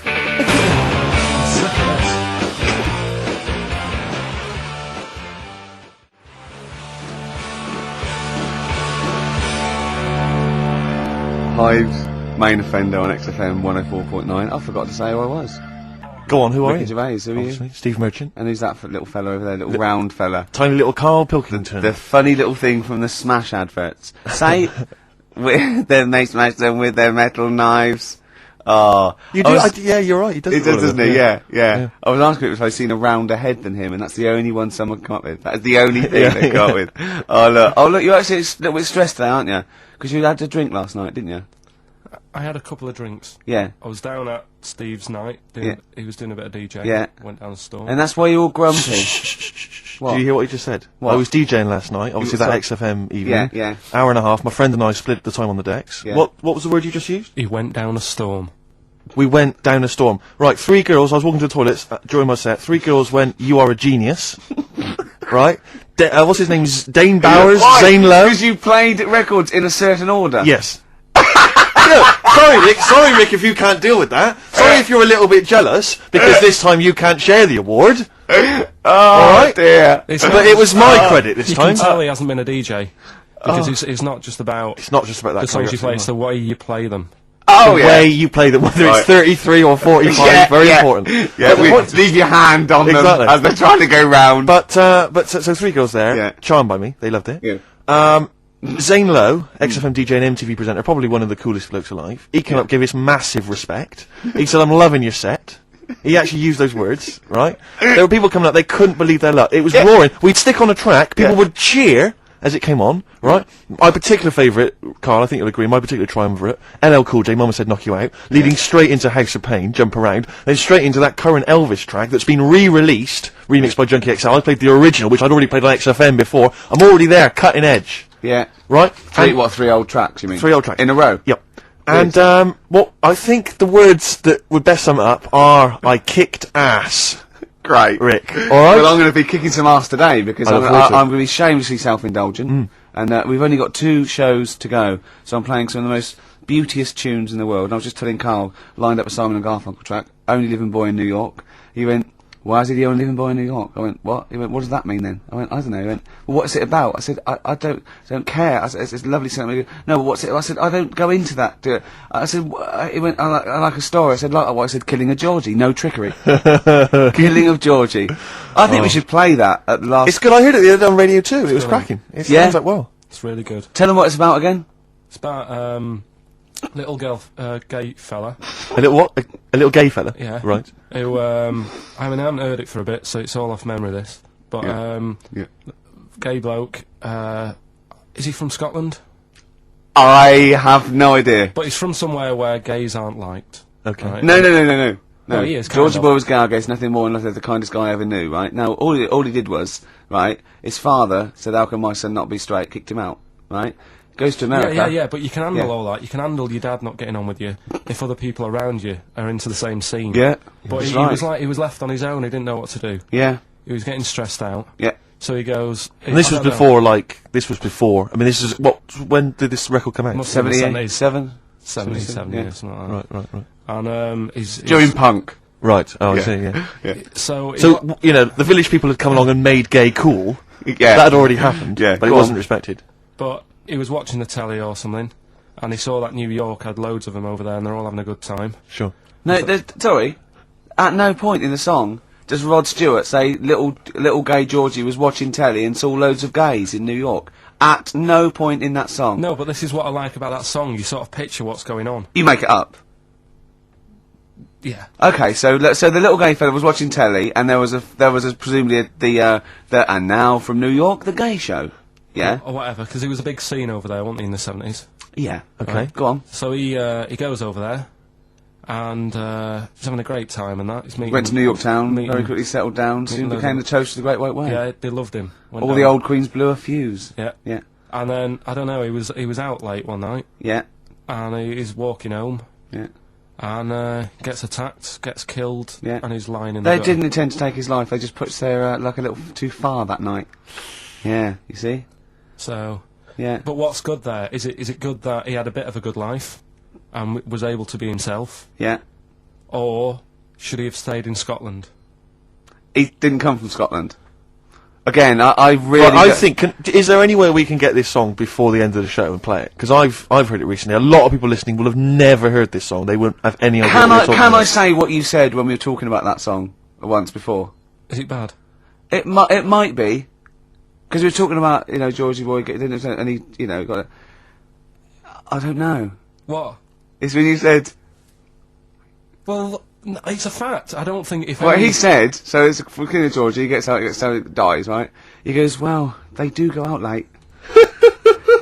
I know... Or gay people I go know out a few late. gay people, and they start to party late on. That's Yeah. what... In Soho, right? Girlfriend got in a cab, right? Suzanne was in a cab, and the cab driver was taking her to an early start, right? She works at the BBC. Early start, 4 in the morning. It was going down. It was mental in Soho at 4 in the morning. Yeah. They were all still like starting the night out. How do you know Whereas- how do you know they're gay? It's Soho, isn't it?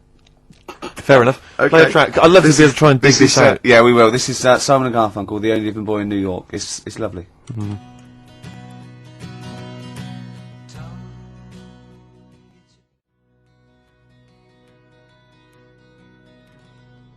Only Living Boy in New York. Do you like that? It's got a nice feel to it. Simon and Garfunkel. Yeah. Lovely. Bit later I'm going to be playing a Cat Stevens track. It's one of the most beautiful tracks ever written. It's called Lily White off Mona Bone Jack on. Look forward to that. We've got Eminem coming up. We've got the new Eminem single as well, and a big giveaway, Rick, lest we forget. I think we should tell them what that is. Do you think so? Yeah, well, we all went to the BAFTAs, as you know, and we thought we could get a good prize out of this, so we got some celebs Yes. to sign the BAFTA bag they gave away. It's just a nice big chunky sort of cardboard carrier bag, you know. It's not the value that counts. This is what values it. Read out the sort of names we've got, These are the Steve. kind of celebrity names that have signed that bag. Obviously us three, plus Graham Norton. Yeah. Angus Staten signed it, Alan Davis, Jonathan Creek, Jamie Theakston, Paul Whitehouse, a lot of comedians you'll notice, Helen Baxendale from Cold Feet, who's also been in Friends, right? I don't know why that's so exciting. Steve Phil Mitchell McFadden. Yeah. It's an eclectic bag. I noticed actually that Steve's signature's also mentioned, I think he says Steve, aka Phil Mitchell, which is very nice of him. Yeah.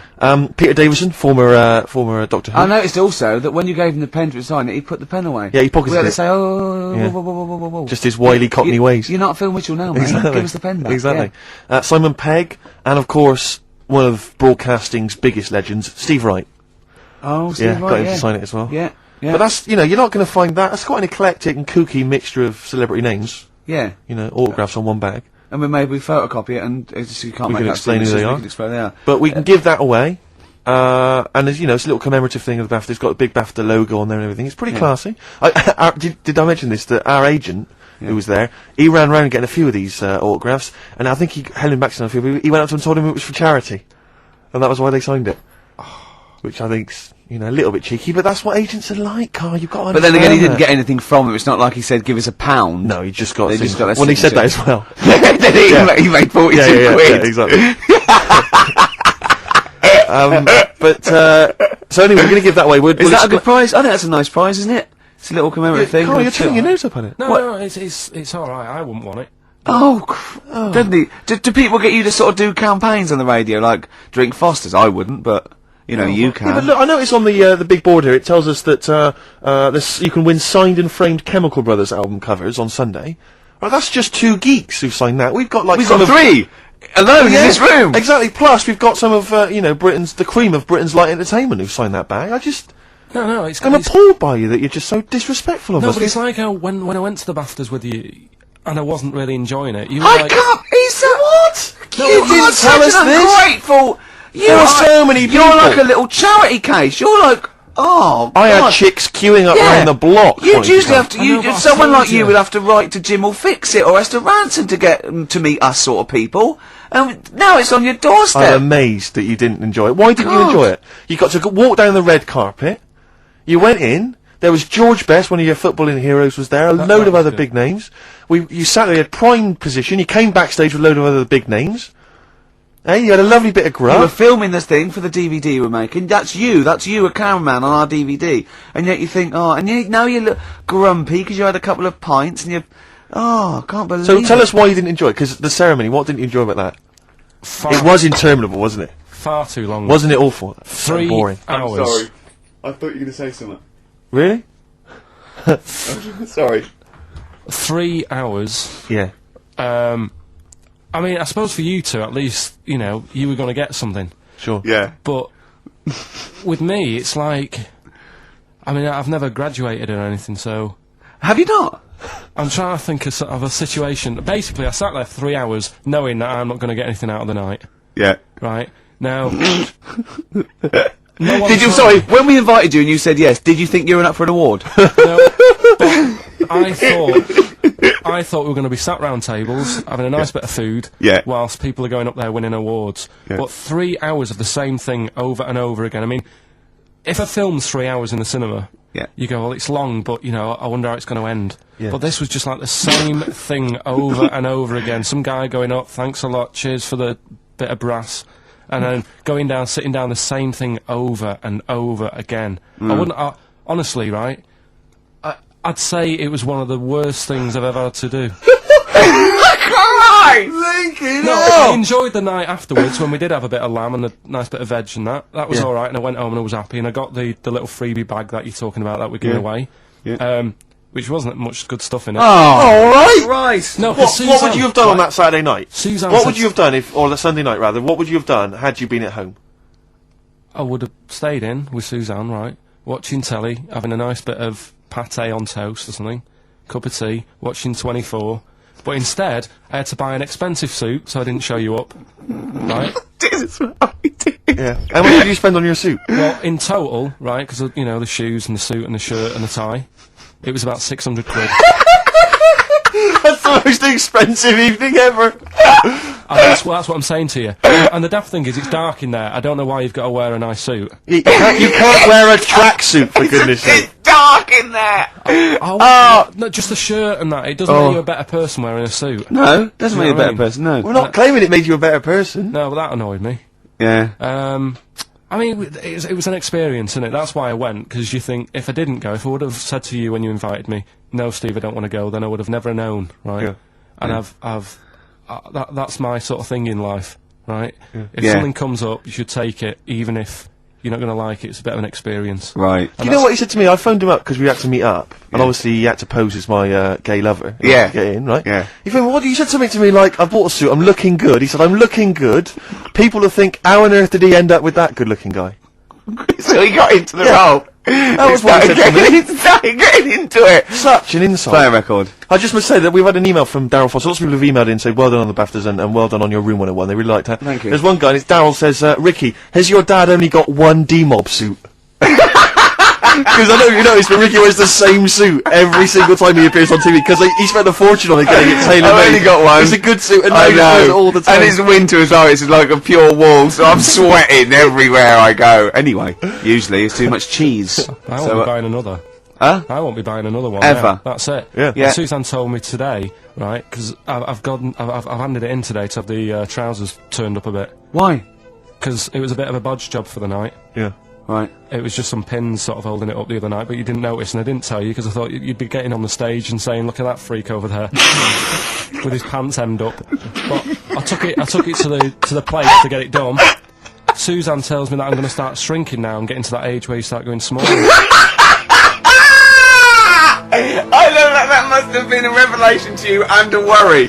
Like, how small do you get? How small do you get? Oh, Right, what are we playing now? I thought we'd have a bit of Marley music. Marley music. Oh, Okay. go on.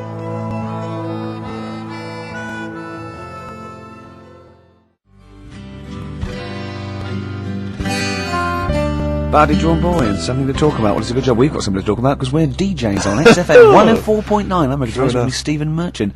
Got there, Karl Pilkington. How you doing? Of course, you must have been excited at the BAFTAs, because we did bump into Dr. Fox. Oh yeah.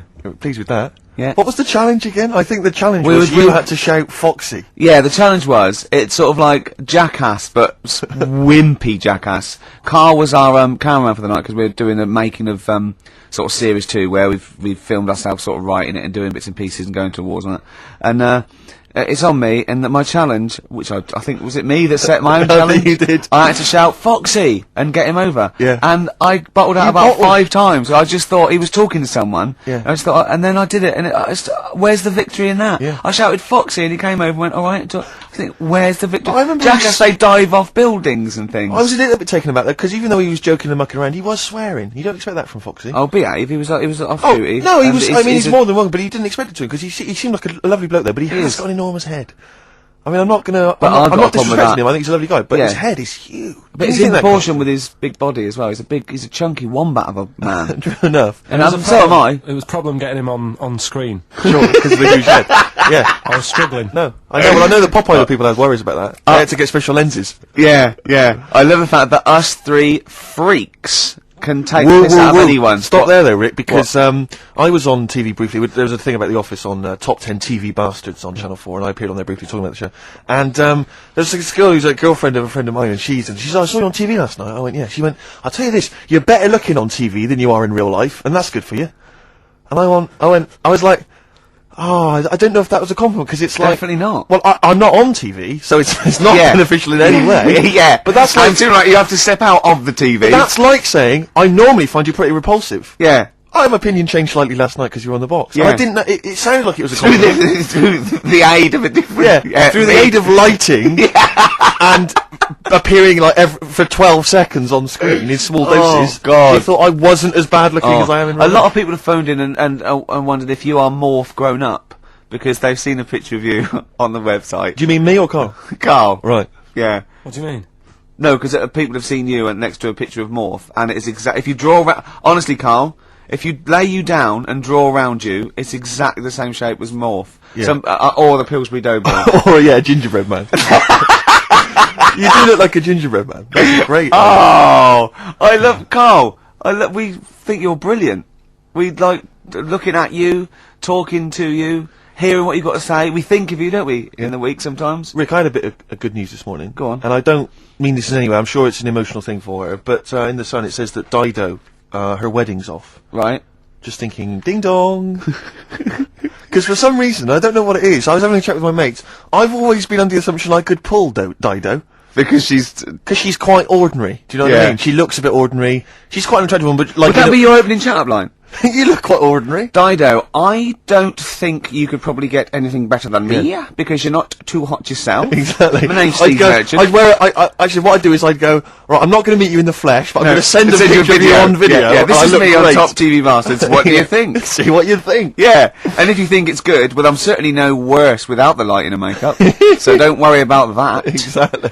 Oh, Dido. Have a little bit of Bowie. Have a little bit of Bowie. What was your thing about Dido? That she's like a kind of... She's a bit like a receptionist. Who got up and sang once, because she At didn't know her karaoke. tunes, and a bloke came up, hi, I'm Gridlin Records, I'm thinking of releasing the CD, and it just goes mental. Exactly. Everyone buys it. Yeah. It's good though, isn't it? But she should be doing photocopying or filing, do you not think? Just the way she looks. She's got that very kind of No, suburban but the whole look. look thing annoys me. Do you know there's another pop stars thing starting?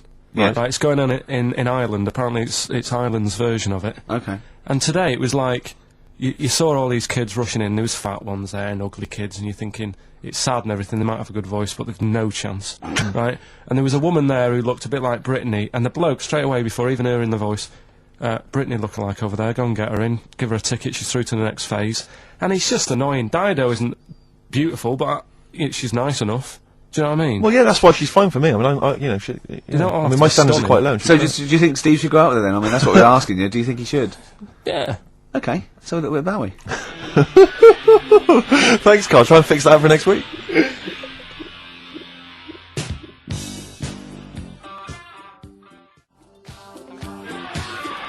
Fashion, David Bowie.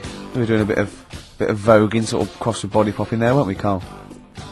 Yeah. Played that last night, Rick, during the set. Yeah. That was described by Zane Lowe as one of the best sets he's ever seen. Well, he didn't say those. No, but I think Zane just sent an email and said he's giving up because there's no point. Yeah, exactly. When he hears stuff like that, he said, I thought I was a DJ. Yeah. After seeing Steve Merchant, I'm obviously not. Exactly. Yeah, exactly. no, so, yeah, Big Boy Jim was down there. Yeah, and Big he Boy got very Jim sure. was going, wow, you know. I don't know what I'm thinking. Yeah. But I like the idea, because you know, Fatboy Slim did Brighton Beach, didn't he? And he had like 20,000 people in Brighton Beach. Yeah. He was chanting, everyone was loving it. Just the idea of me down in Weston-super-Mare doing the same. With the 80, donkeys. 86 people. Have you ever seen, have you ever seen that thing, karaoke challenge on Exactly. Challenge TV? Yeah. It's Oh, great, they're all yeah. doing it, and it's sort of like, Jonathan, what's his name, from Jonathan Bread, Morris, and, yeah. and all those sort of, people there. And the camera falls out, and there's about 8 people there. Yeah, but what I love about Karaoke Challenge is it's not even Night Fever. Do you imagine that? I mean, talk about... Wow. Oh dear. We tried to get on that once, didn't we? On Karaoke Challenge? Yeah, when we were doing that comedy we were lab. gonna I was we going were to do it in gonna- character, yeah, wasn't you were I? gonna do it, yeah, it's And David so Bowie. so we'd have a little bit of footage, but Yeah, that'd be great. Yeah, They wouldn't even let that you was on. terrible. That was how minor a celebrity you were at the I time. remember once, right, this is how sad we were. We tried for about an hour to get on the Chris Moyle show. They were doing a competition. He was doing this competition. It was about golf, wasn't it? So it was like things with, It was, you had to think of Puns a song title, but Yeah. you had to make it into a golfing pun. and people were calling up and going, "Now, what about Drive by the Cars?" He was going, "Drive by the Cars, very good." And it was like things like, you know what I mean, things like something T and that. And I wanted to phone up and go, "Hello, Chris Miles. Yeah, you know, what about Spandau Ballet Golfy Golfy?" Just me, and I was just like, we tried. I was about Hour, 30 we tried to quid get through. just to get on and do something stupid. How pathetic! And they is wouldn't that? even let us on. What Yeah. were the others? It's a good game, that. What? Phone in if you've got any amusing puns on songs golf. and golf. Yeah, please. What did you say? What was it? A Spandau Ballet Golfy. Yeah, do you like that one? It's a good little game. Yeah, you're thinking. else? You're thinking of what you're doing, Carl. You're thinking on the radio. That's what you're doing. It's a first. You're actually broadcasting thinking. Can we just be quiet and just listen to Karl think? Yeah. Oh. Anything? Got anything there? Any golfing puns? You know, some people say, Carl, it's impossible to catch yourself not thinking. Now, I reckon if there's one man in the world... Hole in my shoe. That fella in the young ones. Hole. And there's one on a golf course. he's got a little... Has he got a little cold as well? Because you're... Yeah, well, I was telling Steve before I went on the tube last Saturday night. Yeah. It kills me. There's every time I go on the tube, I just get full of a cold and everything. I'm full of flu, and it's down to going on the tube. Is it? Someone told me that every time you go on the tube, it's the equivalent of smoking 2 cigarettes. Really? Because of the sort of gunk and pollution down there. And have you heard the other one? And I always smoke 2 cigarettes on the tube. Yeah. These are my nerves. Yeah. What's the name one about the Oh, here you go. all like the hairballs that are in the tubes Oh, because yeah. of like people stood on the platform, trains go whizzing past at high speeds, Yeah. right? Takes a bit of your hair off. Don't say anything. What? You mean don't question the science of that? No, he means Because of my it doesn't head. affect him. Oh, I see, yeah. Right, and apparently they all get caught up in the tunnels, and they have to like clean it out now and again because there's big hairballs on the lines. It's On the lines? on the train lines. Right. Yeah, It's a terrible place. So that's why I'm all bunged up, and that's when you came in today. I was like looking on the websites to see how much badness there is down in the tubes. yeah. How much badness is there? Oh, loads. Is there a lot of badness? If you know how much badness there is on the tube, call in 08700 What sort of things did you 800 find? 1234. How much badness is there? It was just about, the germs, so there's no fresh air, and that's why I was asking you about people committing suicide on trains and that, how often it happens. And apparently 2 people a week. Was it two a week or 2 a day? It was $2. 2 cigarettes. How many people is it? 2 Oh, wait. people. 700 800 1234. How many people per cigarette is it like killing yourself on the tube? Call in. 2 people a week try and kill themselves or something Right. on the tubes. Really? Bad, that, yeah. Yeah, it is. Terrible. Should we play a record? If you want. Have we got the big new Eminem single? No, I was going to... We'll tease them with that. We'll play that a bit later. We are going to play it though. We're going to play the new Eminem single. We will. aren't we? Plus, obviously, we've got this big celebrity bag to give away as well. Oh Bag of yeah, let me celebrity. just quick. Well, no, no, let's play a record. explain We'll explain what the competition after that. Doves? Doves would be good.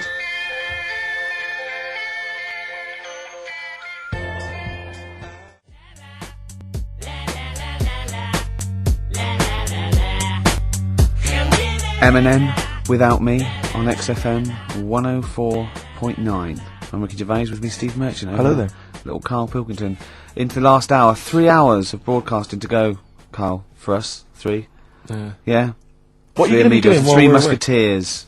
Because you'll obviously still be working here. You have a day job, don't you? What is it you do exactly? I make stuff. You make stuff. What, like furniture? Promos and stuff. Oh, right. Sort of bit of in-talk there, but basically like little trails for the station. Yeah. Yeah, That's what I do all week. yeah.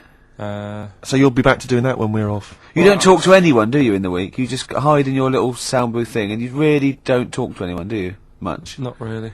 No. No, I mean, you might call up. Yeah, But no, I keep myself to myself. yeah, Then you don't get bogged down in the office politics and stuff. yeah. Is there a lot of Okay. office politics here? I don't know. I don't get involved in it. Oh, yeah. Proved your point. So when we're away and we're like out of action, who other than Suzanne, who will you talk to of the day? How will you get a sort of feedback from the world? How will you get sort of like input and... I always, if ever I've got like a question on anything, the internet's sat there and I can just go online and find out. The what I need to internet know. is good, It's brilliant. but it's not all verified. What do you mean? It's not all verified. It's not all necessarily factually accurate. Anyone can put things onto the internet. It's that it's freaks and things that put on Well, here's things one, right? like Here's one that I read in the week, right? Go on. About this woman. yeah, She was a bit of a punk, and to get her hair done like she wanted it, super glue. right? No, she got lard. Apparently, it's a popular thing. You might know. Put lard on your head, Yeah. and you put it in the oven. Now, apparently the heat that you get from the oven is different from the sort of heat you get from an airdryer, right? And she had to do that to get the style that she wanted. But anyway, she comes into money or whatever, treats herself to a microwave, right? It's not true. Opens the Carl. door, jams the things, you know, like the little catch, so the microwave works. She jams it with a screwdriver or a knife or something. Yeah. Puts the microwave on, sticks her head in, boils her brain. Don't be ridiculous. Right? Well, why is that ridiculous? Boils her brain. She boiled her brain.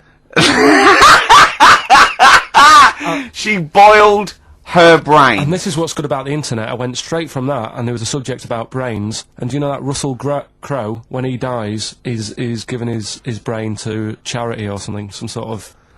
some people who can do stuff with it. She gave hers to Pot Noodle.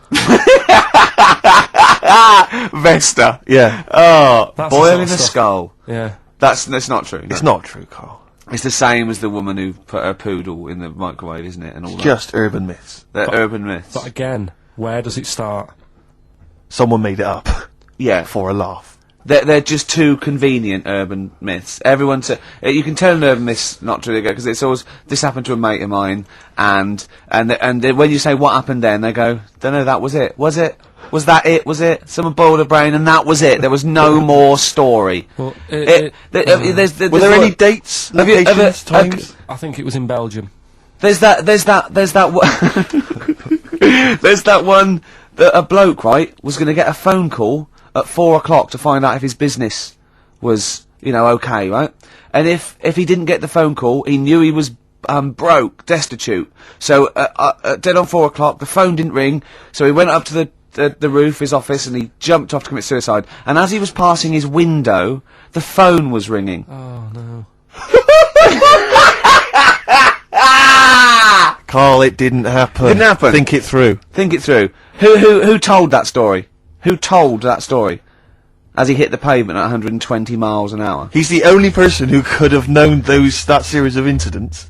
Also, why didn't And he he's wait? dead. As his life's at stake, why didn't he wait till 5 past? I say I'm going to give it 5 minutes just in Just in case the lines are busy. Yeah. And what sort of bloke goes out? I'll call you at 4. Okay, if your business. Well, call me anyway. No. If I don't call exactly 4, then no, you commit suicide. Commit suicide. I would, because if I don't call at 4, that's the end of it.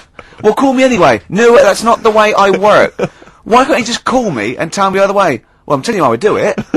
If you're bust, I don't call. Can't you just call to verify in case something goes wrong? What if it's engaged? It won't be engaged. Just commit suicide at 4, please. It didn't happen, Carl. The other one, right? A bloke, right? He's on a train station, and I'll tell you how I heard it. He's waiting for a cruise station, waiting for, and he shits himself.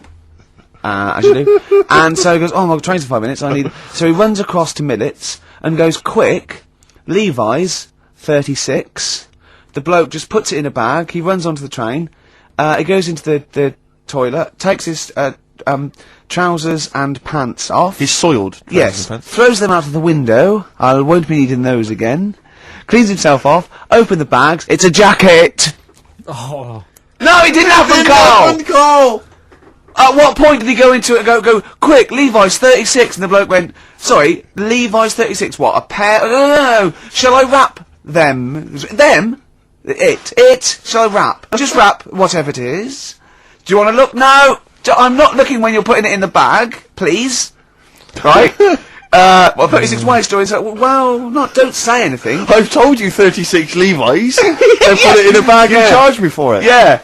I don't want to discuss it further. Yeah. There was one, Here we go. there was one about a woman whose husband died, and she had him cremated, Yeah. and made like a little egg timer out of him. Mm. And she said, I did that, so it can still help around the kitchen. Well, that might be true. That might be a joke. That's quite sweet. That might be That true. is true story, again. It was all No, not related- again, because the ones I just told weren't. Nor is the boiling the brains in a bag curry microwave. Head story, true. Yeah. They're too convenient. Will They- you be buried or cremated? What? Will you be buried or cremated? I don't know. By cremated. I imagine. Like you see. I don't know. It's out of my hands. Yeah, I haven't thought about I've it. not thought it through, and No, to I be don't honest. care either way. Have you heard the one So about... Sorry. I'm just worried that we're getting into a macabre world now of ashes, boiled heads. I think we should play some music, let people just calm down. Levi's. Just think about some of the urban myths they've maybe heard, assess them, maybe they are absolute bollocks, Yeah. and they can move on from it. Well, Yeah. it's just that the death thing, right? Yeah. There was an argument on there about, do you know that Twilight Zone or whatever it was, Tales of the Unexpected? Oh, yeah. Where the woman got buried alive. Yeah. They were saying how, like, years ago, they'd bury people thinking they're dead, Yeah. and they've recently, like, dug coffins up, and then the people who were in the coffin weren't dead, they might have just been, like, in some sort of deep sleep or whatever. Catatonic. And they've lifted the lid off, Yeah. and there's scratch marks Yeah. on the thing, Yeah. and that's pretty scary. And Makes you think. I mean, I hope they check these days. That's all. I'd like to play a beautiful song now by Cat Stevens called Lillywhite. It's lovely. A song for the lovers' room? Yeah.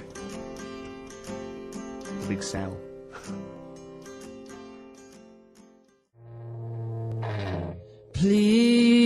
Please. Cooper Temple Clause there. Who needs enemies on XFM 104.9? Well, it's competition time. If you want that celebrity endorsed bag from the BAFTAs, Jane had a good idea. Go on. She thinks we should revive sort of Swap Shop because a I love competition. Swap Shop, I think it's a great game. It's great. It was great, right? But a competition or just saying why you need it, right? This way, you know, it's how much you can give, and I think it should be right. What will endorse Karl's life? A theme of the season, I suppose. We're ending a season now of this show, aren't we? And one of the big themes is really develop Karl, enhance Karl. Rejuvenate him in a certain way. What do you think Karl would want? Have you got something he'd love? It can be battling tops, you know, and you've got to say why he'd love your old battling tops. It can be a book. Sorry, what's a battling top? Was this something you used to take to school, like with your hoop and stick? No, it was a little And your game. baked potato? It was in the wrist action. And Go on. it was like little tops, right? You'd have 4 players, right? You'd wind it around like with cotton, right? And hold a little. I'm getting excited thinking about it. I don't know what you're talking about. No, I know. I'm getting overexcited. It was just battling. Was tops. this something like- And you pull it, yeah, I've had and it one. goes mad. Don't yeah. send one of them. I've had one. Don't give any clues. It can be some educational. It can be some personal to you that you think you might enhance. So the competition is basically if you want that bag. So let's just explain what the bag is. It's one of these sort of cardboard giveaway bags that we got at the BAFTAs. It's got a nice picture of the BAFTA logo. We got it signed by Graham Norton, Angus Dayton, Alan Davis, Jamie Theakston, Paul Whitehouse, Helen Baxendale, Steve, Phil Mitchell, McFadden, Simon Pegg, Steve Wright, obviously the three of us. And, you know, it's just a nice little sort of, you know, if you like kind of autographs, or if you're an autograph hunter or whatever else, or you just like the bag. Or you like the show, You know, or you want then, a little piece of Karl, li- or you little want bit to of give history. Karl something, a bit of yourself, or Exactly. to enhance his life. So let's get really. it straight. So it's something that you have. It doesn't have to be very expensive. It doesn't have to No. be necessarily a worthy thing. It could be something you've made. Karl has to go. I want that. Something that enhances Karl's life in some way. Something that will make his life a little bit more special, a little bit better. Yeah. And this is a write or email only. We don't want your phone calls on this because we're just too So lazy. what can make Karl's life a little bit more special? And we'll give it away next week. So you've got a week to email or write in with your suggestions about what it is that you'd want to swap for this this celebrity bag. Is it Karl@xfm.co.uk? Yeah. Or you can write XFM, PO Box 1049, London, WC2 H7XX. Yeah. Give them out again, Rick. Sorry, you ought to maybe mention something like Gervais bag. Oh, I think Karl Swap Shop. Karl Swap Shop. Or, Well, let's not good, confuse it. well, it's just good to have a good name. Okay. What are you thinking? Is this going to take as long Is as this the thinking golfing on radio puns? again? Is this thinking on radio again? Alright, we'll just do So that. hang on, it can't just be Karl at XFM. Is it not Karl.Pilkington? Yeah, with a K. But the thing is, why are you emailing me? Because I'm not taking any bribes. They've got to send the stuff in. No, No, of course they no, haven't. they But as 100 people send something and you send 99 back.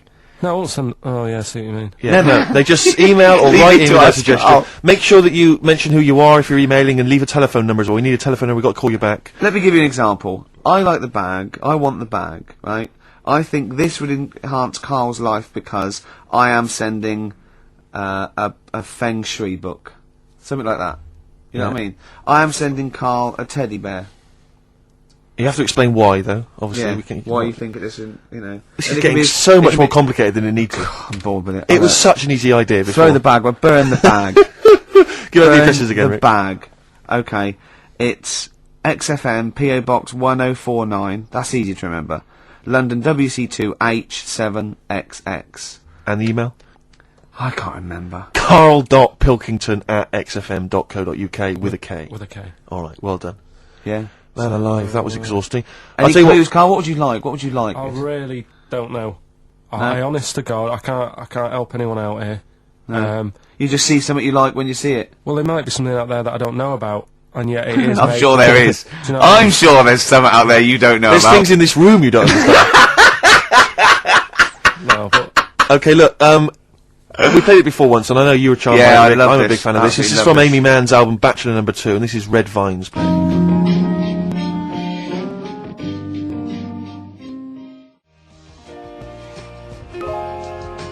It's beautiful. I know Carl's not impressed, as ever. I don't know what your criteria for music appreciation is at all, Karl. it's just like you build them up as being something really good, and then I hear it, and it's like. Oh, But I don't know what it is that you're expecting to hear. What we meant to means say? it's really good. What we meant to say? Oh, this is This is all, a mediocre track. This is all right. Listen, Go on. when you played Simon and Garfunkel, Yeah. right, they've got their own unique sound. You know Yeah. it's them when they sing. Yeah. That could have been loads of women who I know. It could have been loads of women who you know. You only know your girlfriend.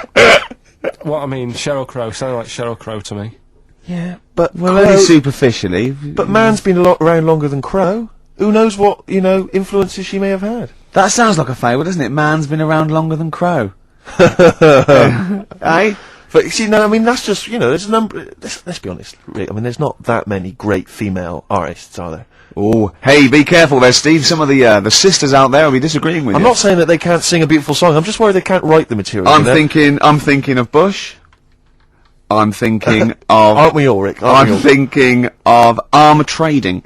That's true enough. I am thinking of... Anastasia. Anastasia. I know you love Anastasia, don't you? You I love love that her- new one. I love that new one. I mean, I don't It like that sounds sort like of the stuff, other two. but it's sort of, there's a good chorus, and I can do her dance. That dance at the end when she puts her arms up. I like She that does one. sound like she's very much the new Tina Turner. Yeah, no, that's the only one I've liked, yeah. And me and Steve think that she's sort of like one of those people that go out with her daughter. Well, I think the reason is because if you notice, she always wears sunglasses. Yeah. And I'm sure that because she claims to be something like 28. I bet she's like 40. It's like one of those She's got 40-year-old crow's feet. women who come from Essex, but they come with their daughter's 21st, and they're going, your mum's mad. Yeah. They think we're sisters. They're like, I'm 40 and Yeah. she's 21. She always flirts with her daughter's boyfriend. Yeah. Where are you going? We're going down. We're going down Millionaires. Your I'll mum's come down mad, myself. look. Your mum's got a bra on. Yeah. Don't you think she looks like that, Carl? Yeah. I can't picture her. You can't picture Anastasia. No, she wears glasses. Sunglasses all the time. Yeah. No. You're not into this, are you, Carl? You've get this whole sort of broadcast thing as just... You're fed up with it, aren't you? You can't wait to finish next week. Well, it just seems I can't say anything right. Why? Well, whatever I say isn't right. Or funny. No, but do you know what I mean? What? Because what are you upset about? Well, I laughed at the urban myth, but not being true. Mm-hmm. Yeah, and... But one of the things, I'll tell you, that if you take nothing else away from our time on the radio, it should be to be more inquisitive. When a piece of information comes to you, don't just take it at face value, query and question it. That is what has made Ricky Gervais one of the premier thinkers in this country. He will not accept anything on face value. He queries everything. Anastasia, she looks glamorous and 20... Wait a minute, those glasses, what do they suggest? Actually, she's 40, I'm not going to buy her records. And that's Things like that. and that's libelous. That's potentially libelous. You see? So, hang on a minute. Roy Orbison then, was he starting to look old? We're not saying everyone who wears sunglasses is necessarily older than their years. No, we're not even saying about Anastasia. We're just doing about an image, one of those sort of like ravers that goes to their daughter. It was a little bit of light observational comedy, to be honest, Carl. You've seen through it, mate. Yeah. You've torn it to shreds. She's not 40. You know what I mean? She doesn't hang out round with much younger people, chatting at their boyfriends. It wasn't true. What do you want? What do you want in life, Carl? Tell me now, because me and Steve can probably sort it out. That is true enough. Come on. What do you want? What's the best thing? What would make your what life song? happy? If you could play any song now, what would it be? Well, we're going to be spinning one of my favourites later on. Killing a Georgie. Killing a We've Georgie. sorted that out. You've probably got a lovely few gifts you can choose from, just because we got a few signatures on a piece of paper. Do you know what I mean? Yeah. What more do you want out of life? I always find that Do you want a cat? You want a cat, don't you? it's the things that you don't think you're going to get that you enjoy the most, right? Go on, like what? No, Well, like, when you go out for a night and you're expecting just to have a simple little drink and it turns out to be a really nice night, you see people you haven't seen for ages. Yeah. Now, the BAFTAs, so sort of, you expect so much. He's having a go, isn't he? That when you get there, you get that little bit of veg as a starter. And you think, look at it, they've tried to make it look good. But really, as I said to you, I mean, you don't eat veg, which No. I find is mental. But like the starter that we had, that was like, how would you describe that? It was a veg pie. It was like, I thought, I was starving when I came in there, right? And from the, stairs, I could see the tables, and it looked like there was pate laid out, and I was getting excited, I was salivating. Got there, it was a vegetable pie. I said to Steve, So, Vegetable pie. Okay, someone took mine, It I gave it wasn't a away. vegetable White House pie. took mine, didn't he? Yeah, but Rick, you won't eat anything. We've discussed this before. All you'll eat is pizza and crisps. Do you know what he said to me in the week? I was picking up my food in the BBC canteen, and he went, right, I'm honestly thinking of stopping having lunch with you. I went, what? He went, it winds me up. I went, what? He said, it winds me up. It winds me up. You won't eat anything. That's a lovely bit of chicken there. You're not eating that. You're not eating that. It winds me up too much. Like you get irritated by people, noise. He said, you eating, it just winds me up, Gervais. And then he went, you're a cock. Yeah. It really annoyed me. His eating habits drive me mad because he's constantly whinging about the fact that he thinks he's got cancer. Every 25 seconds. Wait a minute, I can feel a lump, I can feel a lump. It's your cock. No, it's not, it wasn't there before, it wasn't there, it's a lump, I'm dying, quick to the hospital. I have been, how many times have you been to, like a doctor's clinic and sat in the waiting room, right? Karl, how many times have you been there, right, with a friend of yours? Twice I've been with Ricky.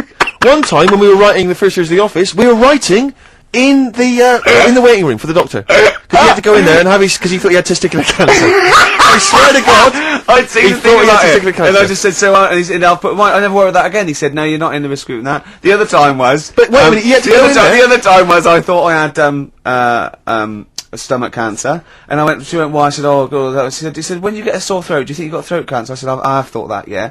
And she sort of said, get out of here, you idiot. And that's what I like that when they do that. But I think it's sort of since my mum died of it, and I just think, oh, God, it's in the family. And that's the thing I worry about, but yeah. don't you prefer, I mean, I don't go because it scares me.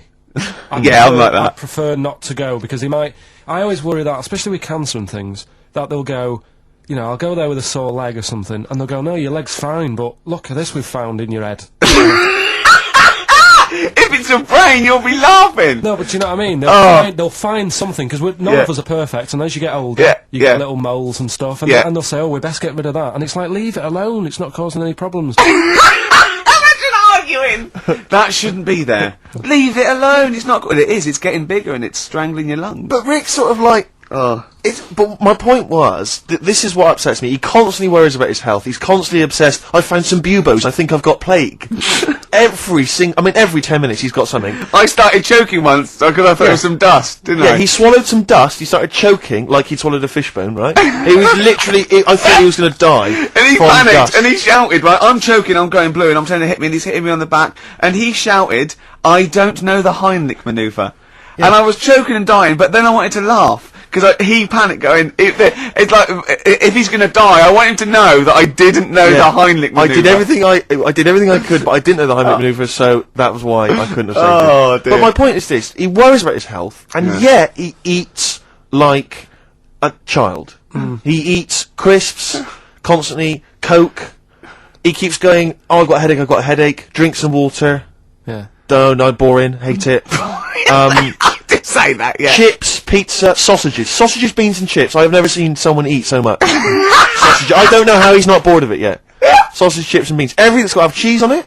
Parmesan cheese, please. On anything. Why don't they leave it in a restaurant as well? Seriously, why don't they leave the Parmesan cheese? It's like it's gold dust or something. The salt, have as much salt as you want, but they come along, and I found myself sneaking. I've said to Jane, look out, is the waiter looking? And I've leant over and did some more Parmesan. I feel really guilty. Just leave it. It was on a trifle.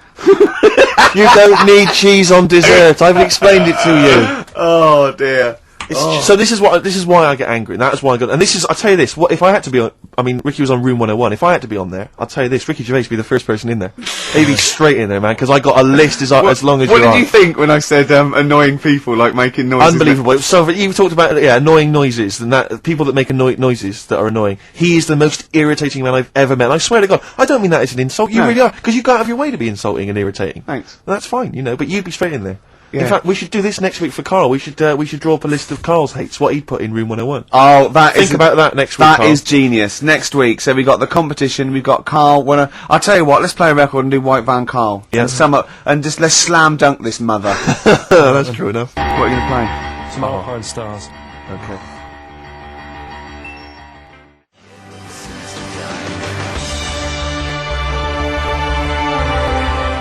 Alpine Stars, Carbon Kid, featuring little Brian from Placebo. Oh, yeah. Thought I recognised him. Yeah. So like that. Right. White Van Karl. Karl. White Van Karl. Yeah, this is where we steal the White Van Man column from The Sun and basically fire those questions at Karl, getting his opinions on the week's news. Okay, Karl. Let me see. Okay, what do you make of this? The average woman, apparently, takes 27 minutes to get ready to go out. Did you know that? Is it? Are they saying that's a good thing, or No, they're saying that the bare minimum it No, takes. No, this is average, what they surely. said. No. But I remember reading. I'm sure they said that it takes them 27 minutes to get ready to go out at the very least. I mean, it's not that bad if it's for a night out. It's that. I mean, 30 minutes is all right. If it's but- going to get to 20 Woodbines. But yeah, or if the house is on fire and it's like quick, Yeah. get ready and get out. I don't think it's in a fire, no. I think, yeah, go on. I think that's 27 long minutes, do you alright. I'd Do take you about think- 27 I minutes. can take up to that. But do they include the getting up, having a bath? All Doesn't that? give me any more details. No? 27 Well, minutes. that's difficult to go by. Difficult to go on that one, isn't it? How long does Suzanne take to go out of the house? Depends, like I say, if we just nipping out shopping, The old flip-flops and trackies on. yeah. But if you're going out for the night, it takes a bit longer, doesn't it? Yeah. Yeah, you got wire in the trackies. yeah. Go on. Okay, no, really don't know what the ins and outs of this story are. Sven Goran Eriksson sticking with Nancy rather than Ulrika? Well, it's his wife, and that was his girlfriend. Yeah, I don't know if this story's true. No one seems to have offered any evidence for it. Anyway, move Everyone on. remained silent. It's rubbish. And, okay, what do you make of this? David Beckham apparently was driving despite having an injured foot and just further threatening his World Cup chances. Now, obviously, you're a big football fan. Well, I'm not that big. I like the odd game. Sure. Would that hurt him? Would that hurt his foot? It can't be good. Is it in can a plaster? It's not in a big it's cast, sure is it's it? better to drive than it is to walk on it. Good point. Fair enough, yeah. Go. Can't argue with Can't that. get the bus, can he? Okay, and what do you make of this fascist leader who's having a lot of success in the French presidential elections? What's he doing? Have you not come across this story? No. Right, this is one of the big political So stories. he's got a far right that got nearly 20%. He's a far-right fascist leader and he's having considerable success in the French elections. I don't think we should be asking Karl questions like this. Not a something lot- you've got an opinion on? I'm getting scared. There's all sorts of bad stuff going on in the world that we don't know about. You know what Yeah. I mean? But we know about this. Yeah, but you're better off not knowing because there's nothing I can do about it. You're absolutely right, Karl. Fair enough. I can't argue with that. Oh, Oh, man alive. fantastic. That is brilliant. Have we got it lined up? A bit of Rolling It's the Stones. one song I've been wanting to play since we've been on XFM, really. And Yeah. it took me a while to track it down, obviously, in the XFM library. But here it is, Give Me Shelter from the Rolling Stones. It's an amazing track.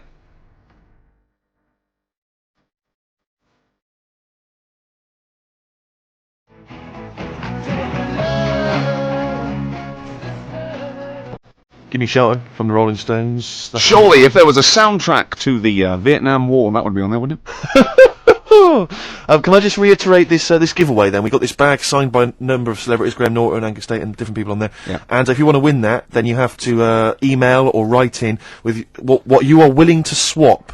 Okay, so you need to swap something, and something which will enhance Karl's life. It can That's be it. anything. You could have made it, you could have bought it, anything. But you have to have it. You can send it to us in exchange for this this signed bag, and you can email Karl, Karl.Pilkington, Karl with a K, Karl.Pilkington@xfm.co.uk, or you can write to the bag or Ricky Gervais's big I just bag. realised why I've been saying Karl with a K. Because you can have Karl with a C, can't you? Yes, you can. As in Cox. Absolutely. Or you can write to XFM PO Box 104.9, London WC2 H7XX. All right. Okay. Right. Well, Alright. there's going to be a bit of a change, isn't there? Yes, that's absolutely right, Rick. Normally we would end the decided show, obviously, with just- a song for the ladies. But because it's sort of Karl's penultimate show, and we're going to play one of his favourite tracks, what are you going to... Yeah, I just thought we could play this. It is obviously the Killing of Georgie By Rod Stewart. by Rod Stewart, and this is a song for the gays.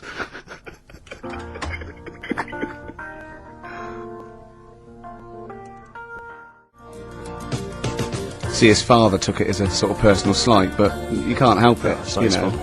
And as he said, you know, he's just gay. It doesn't make him a nasty person. Not at all. Are you enjoying this, Karl? Yeah, but I'm not gay. No evidence of him being Scottish. No, but When he says they blew a fuse, they're not electricians. They mean it's sort of And it's not a euphemism either.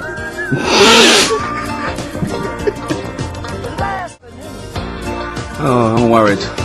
I'm a bit edgy. He's out late. I know. And he's taking a shortcut, which is mental. Not in New York City. Yeah. He doesn't know the area. He's from Scotland. I bet it was them that were screaming. Yeah. I'm suddenly worried. This isn't a true story, is it? Who knows? If it is, we don't know that. Just what let's say that we're not. Oh, well, that would be terrible. Yeah. George's life and deadpan. see, how come you think this might be a true story? I just got suddenly worried then. No, but how can this be a true story, but the bloke jumping out of a window and hearing his phone ringing? No, because Rod Stewart, I just suddenly thought, what if he's written a song about this and this bloke did actually exist and was killed? Then I started panicking. Yeah. I don't think it is it? I'm almost certain it's not. Okay. Is that it then? Is that it? Then we got to pack up and go home. Hmm. Yeah? Well, I think we've enjoyed ourselves. Oh, I've loved it. I've loved every minute of it. Karl.Pilkington@xfm.co.uk for your suggestions as to what you're willing to swap for the signed bag. See you next week. Bye.